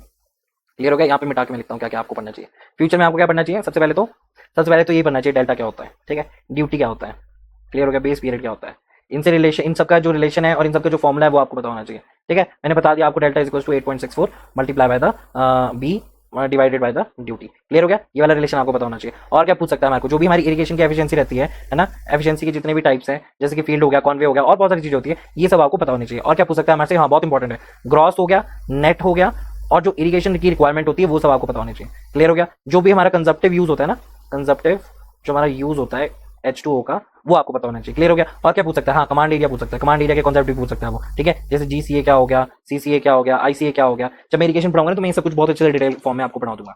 क्लियर हो गया, सब कुछ पता लग गया आपको जो भी आपको जानना था। नेक्स्ट क्वेश्चन क्या है हमारे पास, the formation of the successive bend river in of a reverse order may lead to the formation of the complete S curve. क्या बोलते हैं उसको, सिल्टिंग बोलते हैं, स्काउरिंग बोलते हैं, बेंडिंग बोलते हैं, या फिर हमारा मीएंडर बोलते हैं, मीएंडर। तो इनमें से कौन सा आएगा हमारे पास, कौन सा आएगा बताओ, क्या होता है इसका मतलब। जब हमारी रिवर जो है, बेसिकली आपको पता है कि जो हमारी रिवर होती है वो सीधी नहीं चलती है ना, ये चीज आपको पता है। और रिवर का जो भी हमारा फ्लो रहता है वो बेसिकली क्या रहता है, ट्विस्टेड रहता है और टर्निंग रहता है। तो ये चीज जो है आपको पहले से क्लियर है, ठीक है। इससे होता क्या है, इससे जो होता है हमारी जो रिवर है वो सीधी लाइन पे नहीं चलती है ना, ये चीज तो आपको क्लियर है सब कुछ। जैसे कि यहाँ पे देखते हैं, ठीक है, क्या बोल रहा है यहाँ पे, the formation of a successive band of a reverse order may be led to the formation of the S curve. Basically क्या हो रहा है, जब हमारी रिवर जो है सीधी नहीं चलती है और वो क्या करती है, ऐसे ऐसे टर्निंग पॉइंट पे आती है, तो ये बेसिकली इनको क्या बोलते हैं, बैंड बोलते हैं। अभी रिपीटेडली बार बार होते रहते हैं, तो बार बार होने की वजह से क्या है, ये एस कर्व में कन्वर्ट होती रहती है ना। क्यों होती है, बेसिकली इरोजन होता रहता है यहाँ पे, ये सब कुछ होता रहता है, इस वजह से क्या है, एक एस कर्व की जो है वो फॉर्मेशन बनती है। तो यही चीज पूरा है कि the formation of a successive band of a reverse order may be led to the formation of the S curve, called, इसको क्या बोलते हैं, मेंडर बोलते हैं, ठीक है। नेचुरली अकरिंग होती है हमारी, जहां पे भी हम बात करें इसकी, तो क्या होता है, ये नेचुरली बन जाती है ये, ठीक है। क्या होता है यहाँ पे, ये नेचुरली बन जाती है। और क्या बोलते हैं इसको, बाकी ऑप्शन गलत क्यों है, देखो बेंडिंग जो है बेसिकली वो तो जनरल टर्म है, इससे तो कोई चेंज नहीं आ सकता। अगर जब मैं सिल्टिंग की बात करूं तो सिल्टिंग क्या होता है, सिर्फ सेडिमेंट, जो भी हमारे सेडिमेंट्स होते हैं उनके डिपॉजिट को बोलते हैं, तो ये भी कैंसिल हो गया। स्काउरिंग क्या होता है, बेसिकली जो इरोजन का प्रोसेस है बेसिकली स्काउरिंग, तो ये भी क्या हो गया, गलत हो गया, कर्व का कोई नाम नहीं है ये, तो इसका प्रॉपर क्या हो जाएगा, मेंडर हो जाएगा। मेंडर मींस टू से जो हमारी प्रॉपर ज्योग्राफिकल, प्रॉपर यहाँ पे प्रॉपर जो हमारी जियोग्राफिकल सॉरी जियोग्राफिकल नहीं, इसको बोलते हैं प्रॉपर जियोमॉर्फोलॉजिकल टर्म जो है दैट इज द मेंडर, ठीक है, बाकी सब नहीं है, बाकी सब क्या है, गलत है। तो आपको एक चीज जो है समझ आ गई होगी कि जब हमारा एस कर्व बनता है तो बेसिकली क्या है, उसका क्या कहते हैं। क्लियर हो गया। नेक्स्ट क्वेश्चन क्या है, which one of the following is the pre construction measure for silting control in the reservoir. अच्छा, आपको साइजेस के बारे में मैंने आपको पहले भी क्लियर किया था कि जब हम बात करते हैं किसकी, ग्रेवल की बात करते हैं, ठीक है, या फिर हम किसकी करते हैं, सैंड की करते हैं, या फिर हम किसकी करते हैं, सेल्ट की करते हैं, या फिर हम क्ले की करते हैं। तो इन सब की साइज जो है वो आपको पता होनी चाहिए। पहली बात क्यों, क्योंकि ये सॉइल में भी काम आते हैं और कई बार क्वेश्चन में भी इससे पूछा जाता है। क्लियर हो गया। तो ग्रेवल जो है बेसिकली वो किस साइज का रहता है, जो भी हमारा 4.75 mm से बड़ा रहता है साइज ऑफ द पत्थर जो है बेसिकली वो हमारे को बता रहा है। यहाँ पे मैं क्या बोलना चाह रहा हूँ, जो भी हमारी साइज क्लासिफिकेशन है ना, किसके कौन सा स्टैंडर्ड है हमारा, IS कोड हमारा कौन सा है 1498 के हिसाब से। अगर मैं इसकी आपको क्लासिफिकेशन बताऊं तो सैंड की क्या होती है बेसिकली, जो हमारी 0.075 mm से लेकर हमारी 4.75 mm तक रहती है। क्लियर हो गया। अब हमारी जो क्ले है बेसिकली क्ले का क्या रहता है, जो कि हमारा लेस देन 0.02 mm से छोटा होगा वो बेसिकली क्ले को हम शो कराता है। क्लियर हो गया। अब इंपॉर्टेंट क्या है आपके लिए, मैंने ये क्यों बताया आपको, क्योंकि देखो हम सेल्ट की बात कर रहे हैं, यहाँ पे भी सेल्टिंग है, सेल्टिंग कंट्रोल इन रिजर्वायर की बात हो रही है। तो सेल्ट का जो साइज है वो क्या होता है बेसिकली, जो मैंने आपको पहले बताया कि देखो 0.002 mm के बीच से लेकर कितना रहता है, ये हमारी लोअर वैल्यू है, और हायर वैल्यू कितनी रहेगी 0.0075 mm जो है वो हमारी हायर वैल्यू रहेगी। तो आपको सेल्ट का साइज के बारे में पता लग गया कि सेल्ट का साइज क्या होता है। ये क्लासिफिकेशन मैंने आपको सॉइल में भी करा रखी है और यहाँ पे मैंने आपको एक बार दोबारा से बता दिया कि देखो हमारा सेल्ट का कितना रहता है, दैट इज फ्रॉम 0.002 mm से लेकर 0.0075 mm तक। क्लियर हो गया। तो सेल्ट का आपको क्या लग गया यहाँ से पता, सेल्ट का आपको साइज के बारे में पता लग गया, ठीक है। अब दूसरा बोला कि सिल्टिंग कंट्रोल इन रिजर्वायर बेसिकली क्या बोलना चाह रहा है, जब भी हमारा क्या होता है रिजर्वायर होता है, ठीक है, जो हमारे डैम के पीछे होता है ना उसको बोलते हैं बेसिकली रिजर्वायर। अब इस रिजर्वायर में क्या होगा कि जैसे ही हमारा पानी बाहर से आएगा, जैसे ही हमारा पानी कहां से आएगा, बाहर से आएगा, जब पानी हमारा बाहर से आएगा ना तो वो साथ में क्या ले आता है, हमारे सॉइल के छोटे छोटे पार्टिकल भी क्या कर लेता है, अपने साथ ही बहा के ले आता है। क्लियर हो गया। किस वजह से हो सकता है, अगर जब वहां पे ज्यादा हैवी रेनफॉल है, ठीक है, या फिर बहुत सारे ऐसे रीजन हो सकते हैं जैसे कि ज्यादा बारिश होगी। दूसरा कौन सा हो गया, पहले तो बारिश होगी, दूसरा क्या हो गया, जो हमारे खेत है, मान लो कि क्या है बिना वेजिटेशन वाले खेत है, अगर यहाँ पे वेजिटेशन होती तो ये क्या करते हैं, होल्ड करते हैं, हमारा जो सर्फेस स्लो है उसको स्लो कर देते हैं। लेकिन यहाँ पे बिना वेजिटेशन वाला स्लोप है, सॉरी हमारा क्या है बिना वेजिटेशन वाला कोई भी खेत है, अगर जो खेत में हमारा पानी आएगा, ऊपर से हमारा पानी आएगा तो पानी क्या होगा बेसिकली, वो भी फ्लो करेगा यहाँ से, बिल्कुल जो स्पीड रहेगी वही स्पीड रहेगी। क्यों, क्योंकि मतलब थोड़ा बहुत फ्रिक्शन तो लगेगा, लेकिन इंपॉर्टेंट पॉइंट क्या है, जो इसकी स्पीड रहेगी वो बेसिकली क्या है, साथ में मिट्टी के पार्टिकल भी साथ में लेगी, जिसकी वजह से क्या है कि खेत से आने वाला पानी जो है हमारी रिजर्वायर में एडअप हो जाएगा। यानी हमारे पास पहले कितना एरिया था, इतना एरिया था फॉर वाटर टू फ्लो। अब क्या हो गया, पहले तो बारिश होगी खूब, उसकी वजह से थोड़ा सा क्या हो गया, हमारे यहाँ पे सिल्ट पार्टिकल्स आ गए, यानी सॉइल के छोटे छोटे पार्टिकल जो है वो यहाँ पे जमा हो गए। क्लियर हो गया। एक तो पहली चीज किसकी वजह से हुई, ज्यादा बारिश की वजह से। दूसरा क्या है, जो भी हमारी क्या है खेत है उसमें वेजिटेशन नहीं है, उसकी वजह से हमारे पास आ गई तो इसकी लेयर और बढ़ गई। क्लियर हो गया। इसकी एक और लेयर बढ़ गई,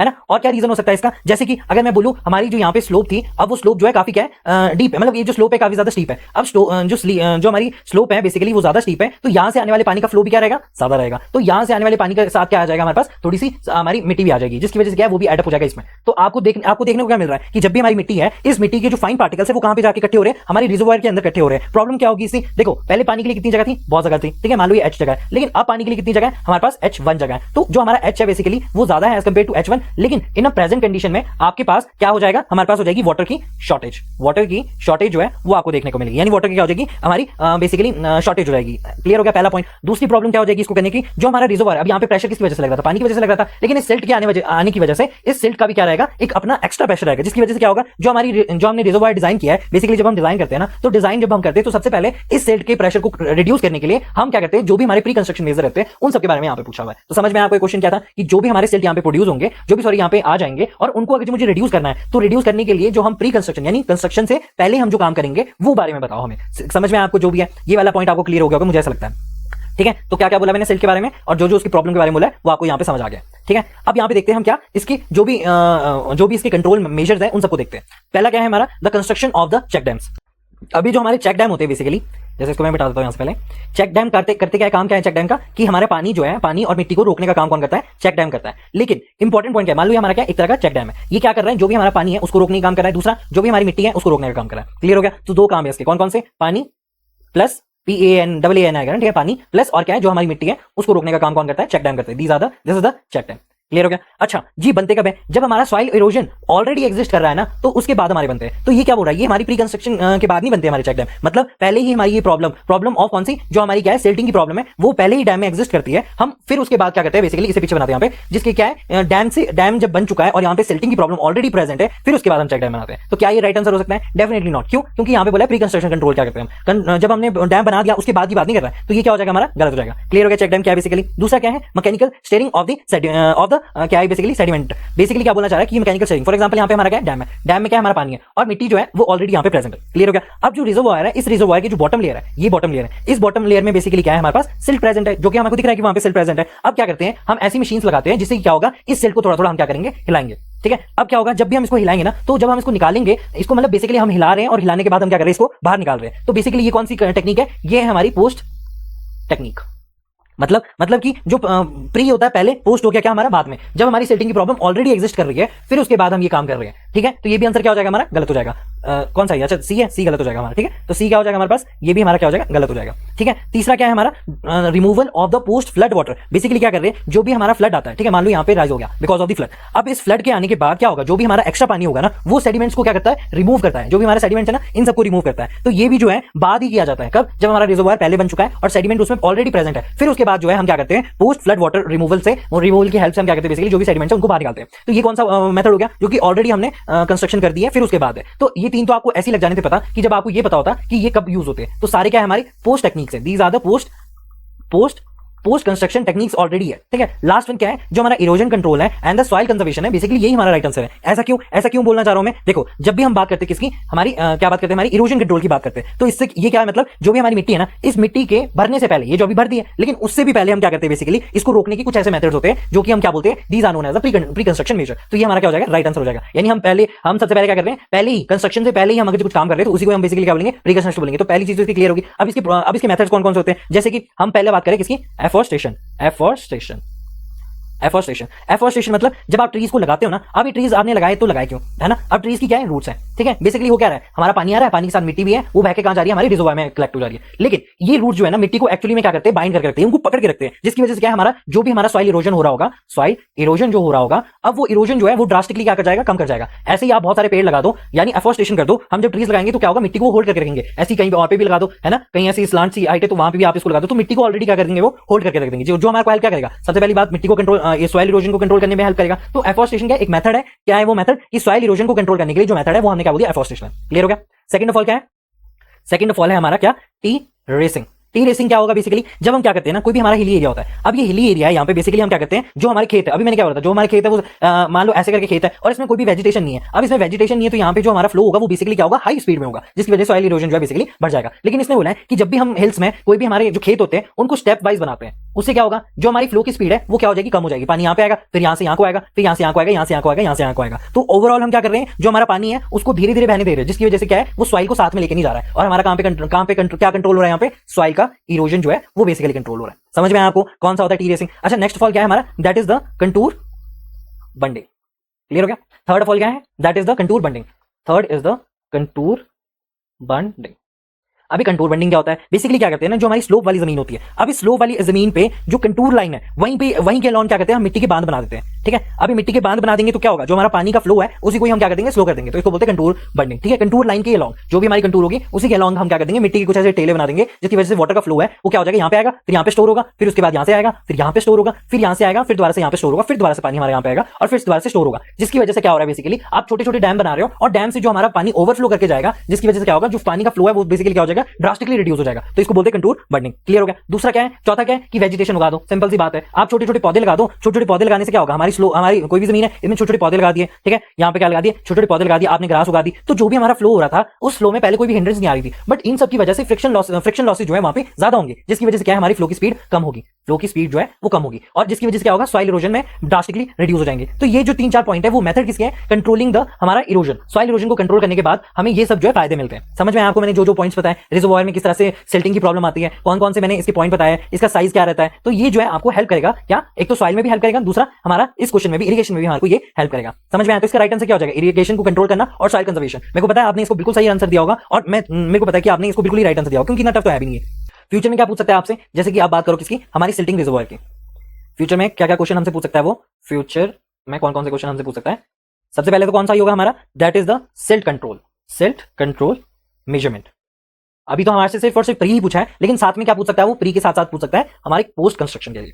सेकंड ऑफ ऑल, जैसे मैंने बताया, चेक डैम का बनाते हैं, पोस्ट वाटर फ्लड इस्तेमाल करते हैं, मैकेनिकल स्टीयरिंग का इस्तेमाल करते हैं, तो जिसकी वजह से क्या होगा, हमारी सेडिमेंट जो है वो उड़ने लग जाएंगे और उनको बाहर निकालने में आसानी हो जाएगी। क्लियर हो गया इतना। दूसरा क्या है, हमारी रिजर्वॉयर की life, the life of the reservoir. तो ये सब जो इंपॉर्टेंट पॉइंट है ना, ये आपको पढ़ने अच्छे से। क्लियर हो गया। थर्ड ऑफ ऑल क्या पूछ सकता है, हमारा जो वाटर शेड ट्रीटमेंट होता है, वाटर शेड जो हमारे ट्रीटमेंट मेथड होते हैं, ट्रीटमेंट जो भी हमारे मेथड्स होते हैं वो सब जो है आपको पढ़ने पड़ेंगे। चौथा क्या है हमारा, कैचमेंट एरिया की जो हमारी ट्रीटमेंट रहती है वो सब आपको पढ़ने पड़ेंगे। ठीक है, जिसको बोलते हैं कैट।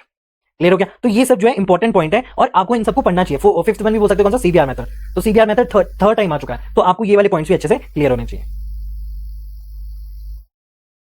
राइट। अब आपको देखो दूसरा क्वेश्चन क्या है, उसको पढ़ो।